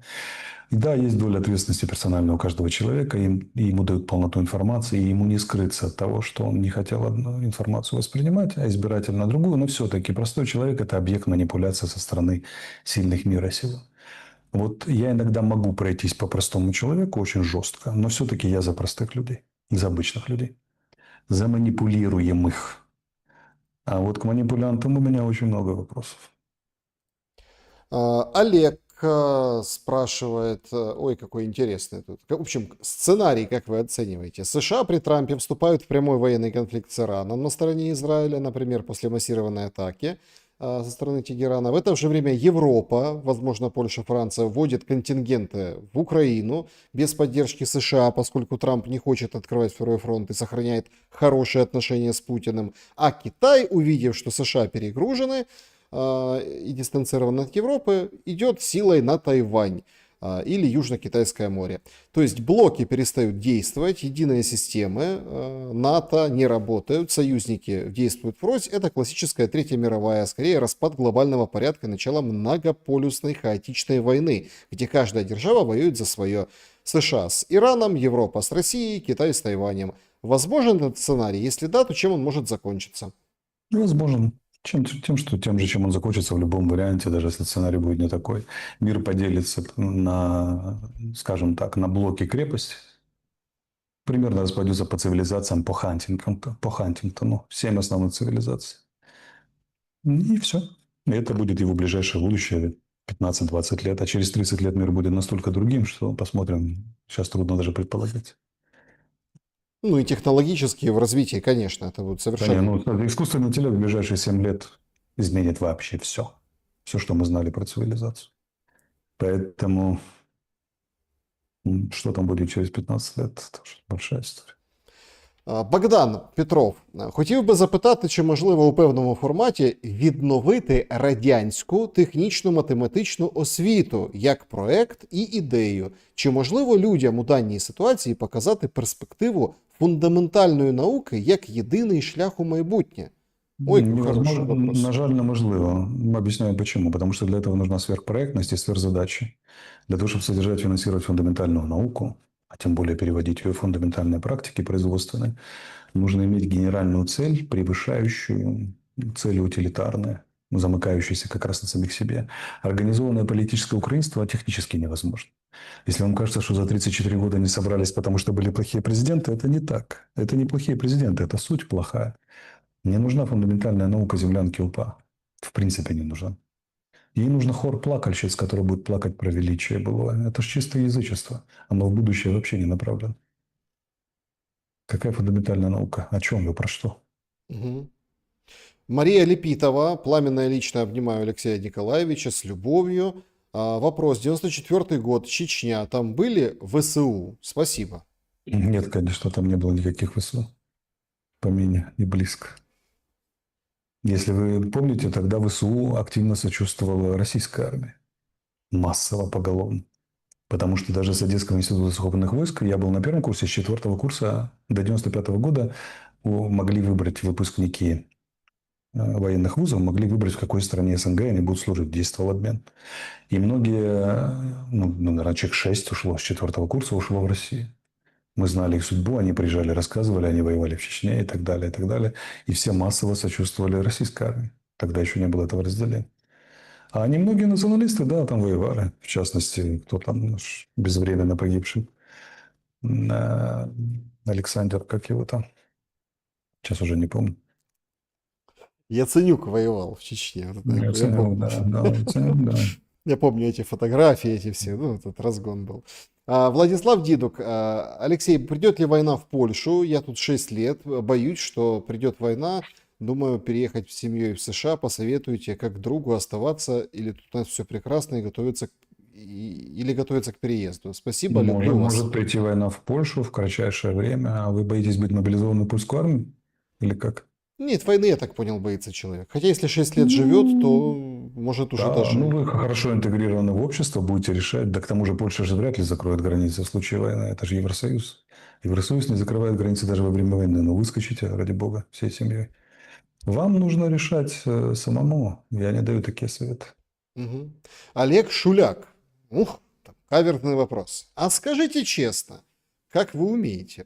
Если бы Запад помог как надо, и сейчас агрессора уже выкинули за границы 91 года, то в этом случае вы бы тоже боролись с антипроектом? Или разделяли бы плоды победы с его лидерами, попивая кофе в Крыму, как вы планировали с Фейгином? Я всегда боролся бы с антипроектом, потому что проект, в котором запрещают Булгакова, мне не по пути, даже если он завоюет весь земной шар. Особенно, если он завоюет земной шар. И тут пока в пределах Украины беснуется, я еще не сильно против него. Ну, вернее, борюсь против него, но идеологически. Если бы он пошел за пределы Украины, я боролся бы с оружием в руках. Да, Антипроект. благодарят вас, храни вас Бог за озвучку Евангелия, то есть люди следят. Еще будет Евангелие от Иоанна на Покрова, мы его выпустим на 14 октября. Не на 1, а на 14. Мгм. Ну да, по-нормальному, как говорится, Угу. а не по вот этому всему. Да, Клуб, да. клуб зрителей задает вопрос неузнанный Барсук. Алексей, после войны псы режима сколотят бандформирование на территории Европы, так как уже кошмарить будет некого и нечего, или их замочат в сортирах поодиночке, благодарнее граждане Украины непосредственно на территории страны? Я думаю, что их натравят друг на друга, как минимум. И они сами друг друга перемочат с удовольствием. Ветеранские войны сопровождают каждую войну после войны. И у нас будут одни герои Украины убивать других героев Украины. Поверьте мне, посмотрите. От Луки будут ли Евангелия, спрашивают в комментариях. Оно уже выложено, смотрите у меня на странице. 2 недели назад. Алексей Николаевич, подскажите, пожалуйста, где 6000 тел, о которых говорил Умеров, или уже все об этом забыли? И правда ли, что будет женская мобилизация, так как прогрев лютый и этой темы среди провластных блогеров, Алекс? Снижение мобилизационного возраста и женская мобилизация практически неизбежны. Я предварительно, если так дальше будет идти, где-то октябрь-ноябрь Этого года. этого года. Лариса, добрый день. Можно узнать, какое у вас тотемное животное? Касатка. Кит-убийца. С детства. А, Ой, я помню эти там про Билли, вот эти такие добрые касатки. Ну, Ну, фильмы я очень люблю, американские. да, я очень люблю касаток. Обалденно. Такая история хорошая, такое Да. доброе. Вспоминается мне. Значит, здравствуйте. Возможно ли смена режима или вообще развал проекта Украина антироссия в обозримом будущем? Ну вот, например, ближайшие 6 месяцев. Ева. Нет, 6 месяцев, ну, это при определенных течениях обстоятельств, которые иначе как чудом не назовешь. Ну, возможно, и треснет просто там к ноябрю, опять же. Будет давление под фронтом, снижение помощи и так далее. Но вы поймите, если он развалится, в смысле сбежал Зеленский или пошел на все уступки, то потом ресентиментная волна проигравших резко усилит этот проект внутри Украины, даже если это будет уже мирная Украина, договорившаяся. Поэтому вы не думайте, что он так легко сдаст свои эти самые. Он вас будет тянуть в могилу до последнего, пока кто-то, хорошо понимающий, что происходит, не срежет ему голову просто к чертовой матери. Но это зависит от вашей поддержки во многом. Да, значит, вот такой еще вопрос. Как вы считаете, Никита спрашивает, что было мощным фундаментом для языкового конфликта? Я, например, вспоминаю прикол со словом «поляныця». Типа, смотрите, какие ущербные не могут выговорить украинское слово. Мне кажется, в этом месте было в корне заложено презрение к русскому языку. А вы как думаете? Я думаю, что это технология ненависти. Неважно, сначала виноваты русские, потом русскоязычные украинцы, потом украиноязычные украинцы. Вот Лобановский вам, да, и Андрей Данилко. А потом самое, что ни на есть украиноязычное. Сколько было у НУПА? Мельниковская, Бандеровская, Бульба-Боровец был отдельно и так далее. Они будут душить друг друга и тянуть в могилу, потому что они иначе не умеют. Это сатанинский культ, друзья мои. Поэтому секта. Поэтому, смотрите, всегда важно, на какую цельность работает человек. И даже если он работает, смотрите, вот все очень просто. Думают, что ненависть – это когда режут головы, а любовь – это когда цветы и розовые овечки. Это не так. Технически признаком любви является работа на цельность. Семьи, пары, отечества, земного шара, цивилизации и так далее, и так далее. А ненависть – это, даже если она очень вежливая, любовь может быть с матами, любовь может быть резкой, любовь может быть с кровью, любовь может быть вообще беспощадной, но она всегда работает на цельность. Ненависть может быть розовой, любящей, с флагами, в колечках, но поскольку она работает на разделение или на меньшую цельность, чем следовало бы, потому что есть еще вопрос, для какой цельности ты рожден, в рамках какой, то это всегда ненависть, даже если она медом помазана. Вот и все. Поэтому у этого проекта ставка на ненависть, на разделение. Ему все плохие, даже свои.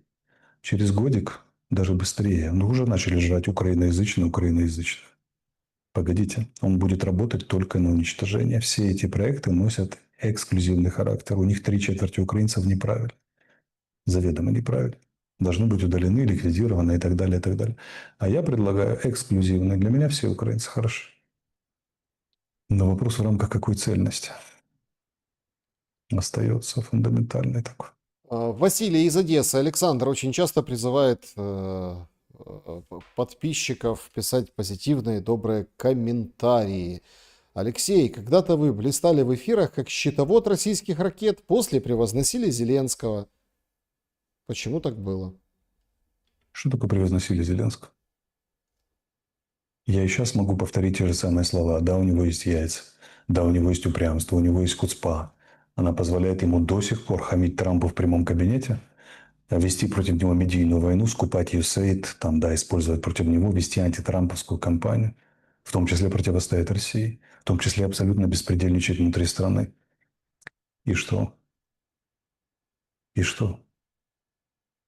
Ну Что вы а еще? как же вот Что? это, а как же, что украинцы, как боги, их будут встречать? Я не как боги, а я сказал, что отношение к украинцам как к богам. Это очень разные вещи, как боги или отношение как к богам. Оно ж такое было. Вы помните, как парламенты вставали и площади вставали, когда Зеленский выступал в 22-м? Ведь вставали же. Американский парламент вставал и садился. Итальянские площади ему рукоплескали. Так что я неправильного и неверного сказал? Руки целовали, я помню. Руки целовали, да, было дело. Что касается ракет, я ссылался на данные ГУР. Найдите в Гугле, сколько ГУР говорил публичное, потому что я вел публичную коммуникацию от имени властей. Я не мог противоречить данным ГУР тогда, потому что центральный сигнал должен быть единым. А теперь найдите, что на конец марта говорил ГУР по поводу наличия ракет у России. И вы сильно удивитесь. Кроме того, не забывайте, тогда был контекст окончания войны. Россияне делали все, чтобы война прекратилась. Тогда 9 апреля должна была быть встреча в Стамбуле Зеленского и Путина. Меморандум подписали 29 апреля, марта, насколько я помню. В том числе знаменитые 2-3 недели родились, потому что я знал, когда будет дата окончания войны, подписания мирного соглашения. То же самое с ракетами. Во-первых, ГУР заявлял, что их мало. Во-вторых, по периодичности налетов, а они были где-то раз в неделю, как раз эти 2-3 недели оставались. Отсюда ракет на 2-3 залпа. Потому что прямо говорить, что война окончена, мы не могли, это бы помешало ходу переговоров. Но, в принципе, логика была понятна. Война идет к окончанию. Чувствуете разницу? Вернемся еще к вопросу. Это, кстати, очень интересно. Ну, мы вспоминали в эфире в основной части по поводу вот этой ну, недельной давности вашего Мгм. обращения. Уважаемый Алексей, вопрос от зрителя. Вы же отлично понимаете, какая будет реакция на «вы фуфло». То есть вы отлично можете на этапе заявления дезавуировать реакцию, сделав ее прогнозируемой. И вы решили разогнать волну злости. Зачем вам это? Почему не работает волна добра? Спасибо. Это добро такое. Чего вы решили, что это зло? Я вообще никогда не злюсь. Это добро. Я же вам только что объяснил.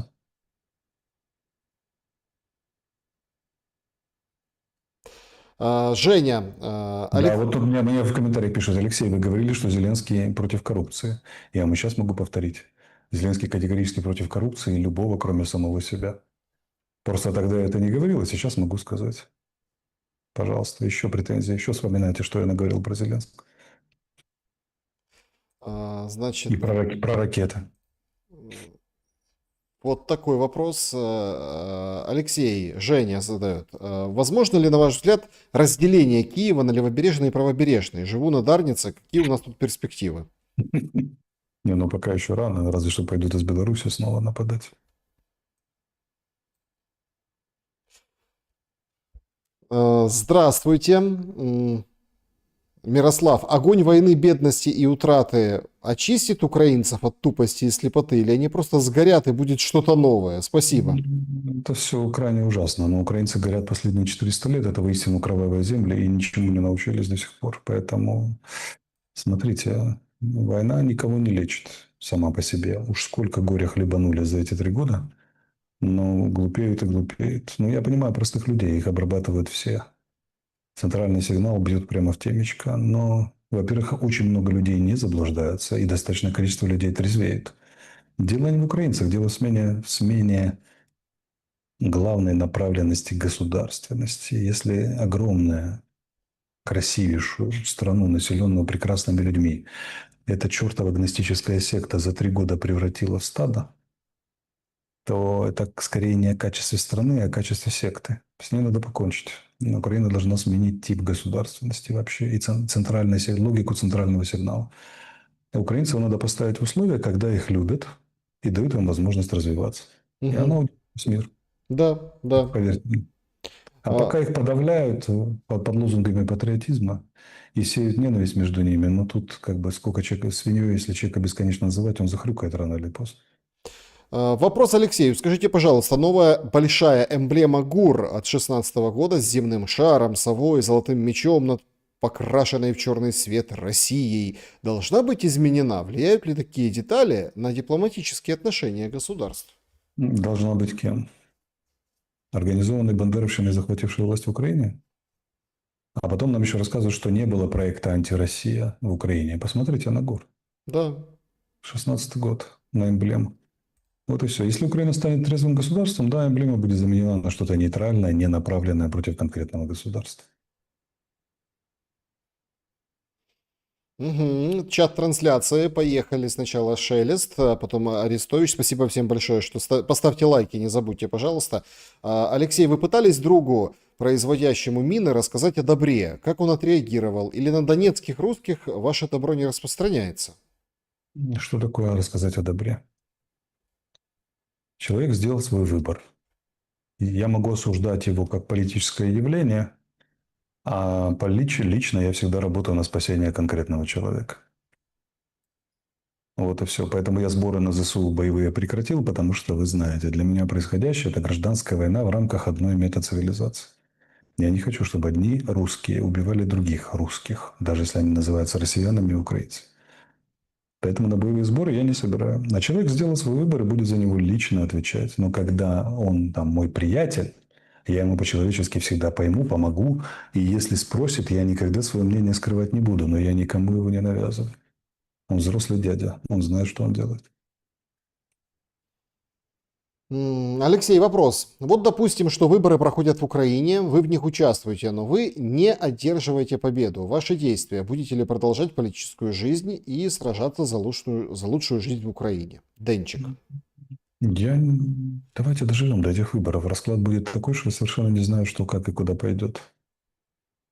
Вообще приходить к власти с помощью выборов – это дурной тон. Но если мне придется в этом цирке участвовать, пенять придется только до самого себя. Я не равнодушен к Украине. Я не прекращу за нее бороться, даже если больше никогда не вступлю на территорию Украины ногой за всю свою жизнь. Но, друзья мои, я к вам не равнодушен. Ругаю ли я вас, защищаю ли я вас, пытаюсь ли я вам разъяснять, я к вам не равнодушен. Я вас хочу защитить по мере своих сил.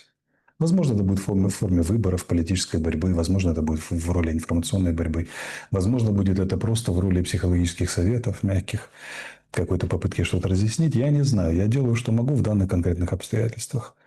Но когда вы рассказываете, что я предал Украину, подумайте, а может быть, Украина предала меня? По крайней мере, антипроект. Кто меня лишил гражданства фактически?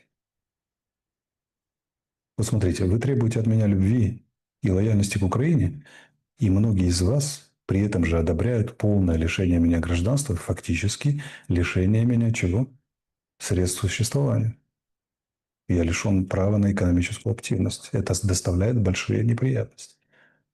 Вы, когда хотите противоположного, ну, можно сказать, что вы просто люди. Люди, которые слабые, да, которые одновременно хотят противоположного, так бывает. Потому что, цитирую вам барона Мюнхгаузена, да, когда выступает его жена в суде, и барон спрашивает у случайного зрителя, что она, барона кроет, и что говорит, подлец несчастный, труль, трус, враль и так далее, как бы сволочь, сумасшедший, и что хочет, чтобы не разводил. Чтобы не разводил, как это, не разводились, не разводили. Ну, логично, говорит барон. Вот так и у меня с большей частью украинцев, поддерживающих антипроект.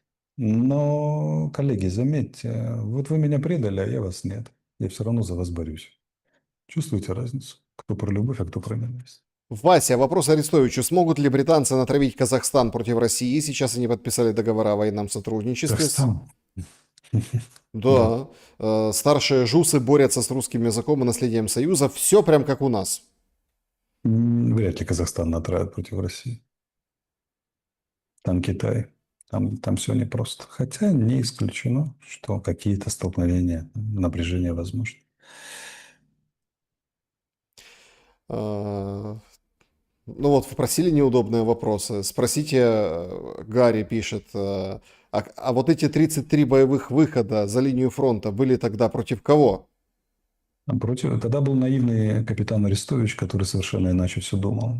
Ребята, вы такие интересные. Вы когда мне предъявляете, а вы в 2003 году говорили, а я в детском саду в кровать писался. Вы тоже мне хотите В предъявить? колготке, в колготке. Да, 49-летнему Арестовичу предъявить то, что он делал там 4-летним. Вы понимаете, что люди немножко прогрессируют? Вы понимаете, что сидеть в офисе в 22 году и ожидать ракету на голову, и когда все твои друзья сражаются и гибнут, это одна история, когда на твою страну напали, а ты офицер.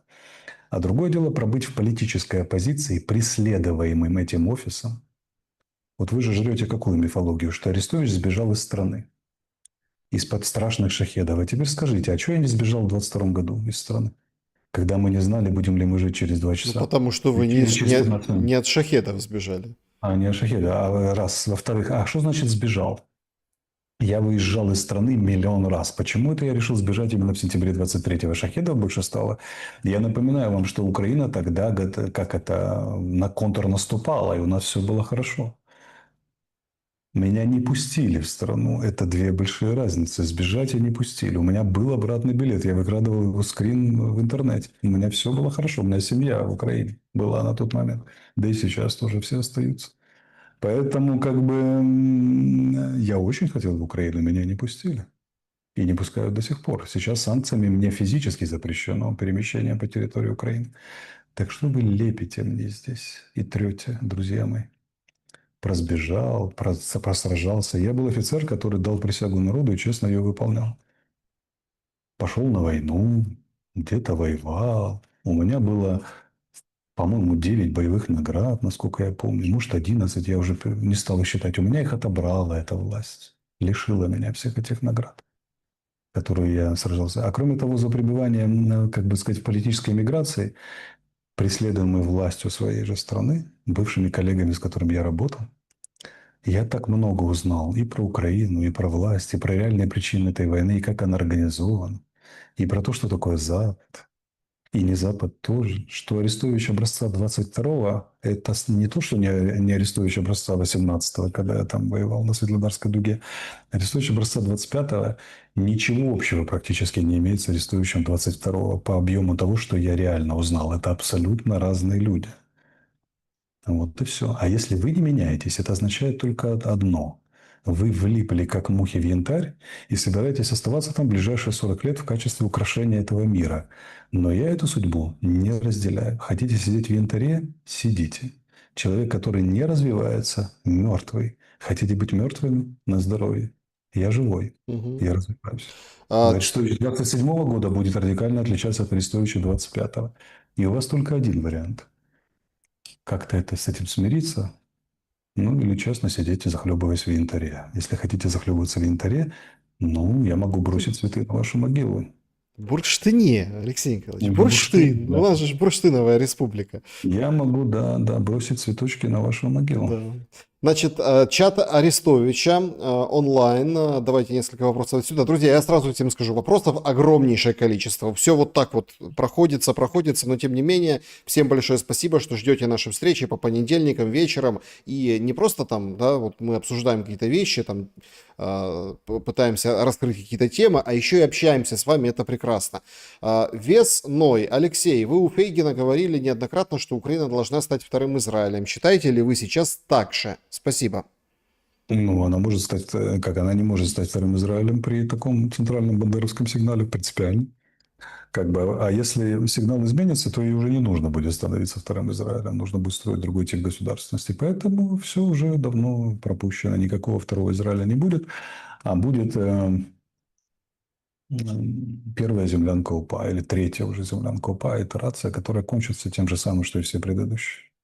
Елена Прекрасная. Здравствуйте, Алексей. Подскажите, пожалуйста, какова вероятность распространения Ирано-Израильского конфликта на страны Персидского залива, например, Кувейт? Я из Донецка, сейчас живу в Кувейте. Ну, очень малая, честно говоря. Эта арабская коалиция должна вступиться на чьей-то стороне. А на чьей? На израильской она не будет в силу палестинского вопроса, на иранской она не будет в силу того, что у суннитских монархий Персидского залива крайне сложные отношения с Ираном, прямо враждебные, скажем так. Поэтому они, скорее всего, отсидятся. Не будет войны. Разве что нанесут по американским базам Иран удар в Кувейте, который хватает. Но если вы не живете прямо на американской базе, то вам особо ничего не грозит. Простите. Здравствуйте, Александр Алексей. Объясните, почему у большинства современных центральноазиатских правителей не получается передать власть своим потомкам, например, дочери Каримова Назарбаева? Не получается. Потому что это уже не наследственное ханство, а это сложная система власти, обусловленная сложной системой международных и внутренних отношений, в которой находятся центральноазиатские страны. С одной стороны, влияние России, с другой стороны, Китая, с третьей западных корпораций, которые зашли туда по полезные ископаемые, в том же Казахстане. И это порождает соответствующие лоббистские группы, соответствующее напряжение политической борьбы и прямой передачи по наследству, как мы посмотрели на примере Казахстана и Киргизстана и того же Узбекистана, оказывается не таким простым. Правильно. Это как в Испании. В Испании, например, я недавно узнал, что мне друзья, живущие в Испании, сказали, что, по-моему, сестру короля посадили на 4 года за то, что она попыталась украсть 2 миллиона евро, там, как предъявил суд, не знаю, там надо проверять. Я не успел проверить, но я пример показываю. На строительстве какой-то там дороги, по-моему, на переоценке там какой-то и прочее. Поэтому это что показывает? Что люди слабы, а система многообразна. Что даже в наследственных монархиях далеко не всегда удается членам королевского дома так уж просто пропетлять. А уж тем более в постсоветских республиках с такой сложным политическим ландшафтом, как Среднеазиатские республики, Центральноазиатские республики. Хм. Виктория, считаете ли вы, что надо исправить ошибку Сталина? Нужна ли Украине западная? Вся пошесть пошла с западной? Ну, сегодня мы уже говорили много, что на западе Украины люди тоже думают по-разному очень. И очень много, и уже они своих бандеровцев знают как никто другой. И очень часто говорят, что нет, все что угодно, только нет. Смотрите, вот эта идеология не является принадлежностью географической там, или культурной. Вот все на Западной Украине или на Западе Украины все бандеровцы. Это не так, это неправда. Я могу сказать, когда я ездил активно по Украине, во Львове меня встречали, наверное, с наибольшей приязнью. При том, что я говорил на чистом русском языке и никогда особо не скрывал, там, как что я советский школьник по психотипу и так далее. Это сложное явление. Поэтому вот так вот просто взять и отрезать Западную Украину или Запад Украины, это, ну, есть такие планы, в частности в Москве, но, во-первых, это не значит, что они будут реализованы, во-вторых, а кто мы решаем, что отрезать, а что не отрезать? Если мы смотрим на Конституцию Украины, то Украина вообще как бы неразрезаемая. Она единое унитарное государство. Если мы смотрим на исторические перспективы и планы наших соседей, это другая история. Если мы там отслеживаем ветки альтернативной истории, то это третья история. Потому что достаточно многие трезвые голоса в узких кругах говорят, если бы мы в 90-х разделились на 3 разные страны, как Чехия и Словакия мирно разошлись, оно, может быть, и было бы и к лучшему. Но это же альтернативная история, это же нереальная история. Ну Правильно? да. А, Поэтому, как оно будет, мы посмотрим. Могу сказать одно. Если бандеровский сигнал будет сохраняться как центральный, а не как музейный, то Украина прекратит свое существование в кратчайшие исторические сроки. как Она вы, может выжить только сменив центральный сигнал, характер государственности. как вы относитесь к Стрелкову Гиркину? Ну, я люблю идейных противников. Ну, как бы человек заслуживает уважения. У него есть убеждения, он готов действием доказывать свои убеждения. Он пострадал, он сидит в тюрьме. Ну, как его не уважать? Я люблю своих врагов. Алексей, как вы думаете, быть президентом и ломать систему, если система скорее сломает вас? Не понимаю вашей тяги к этому президентству. Ребята, а кто бы сказал, что у меня есть тяга к президентству? Я даже когда активно педалировал эту тему в каждой передаче, я надоел всем, и включая саму себя в первую очередь, я вам могу сказать, что и тогда я воспринимал это не как тягу, а как очень тяжелую миссию, которую на меня возложили, не спрашивая. Вот у меня было такое ощущение с раннего детства. Я не хочу быть президентом, я хочу читать аудиокнижки, озвучивать и вести психологические семинары и путешествовать. Это предел моих желаний.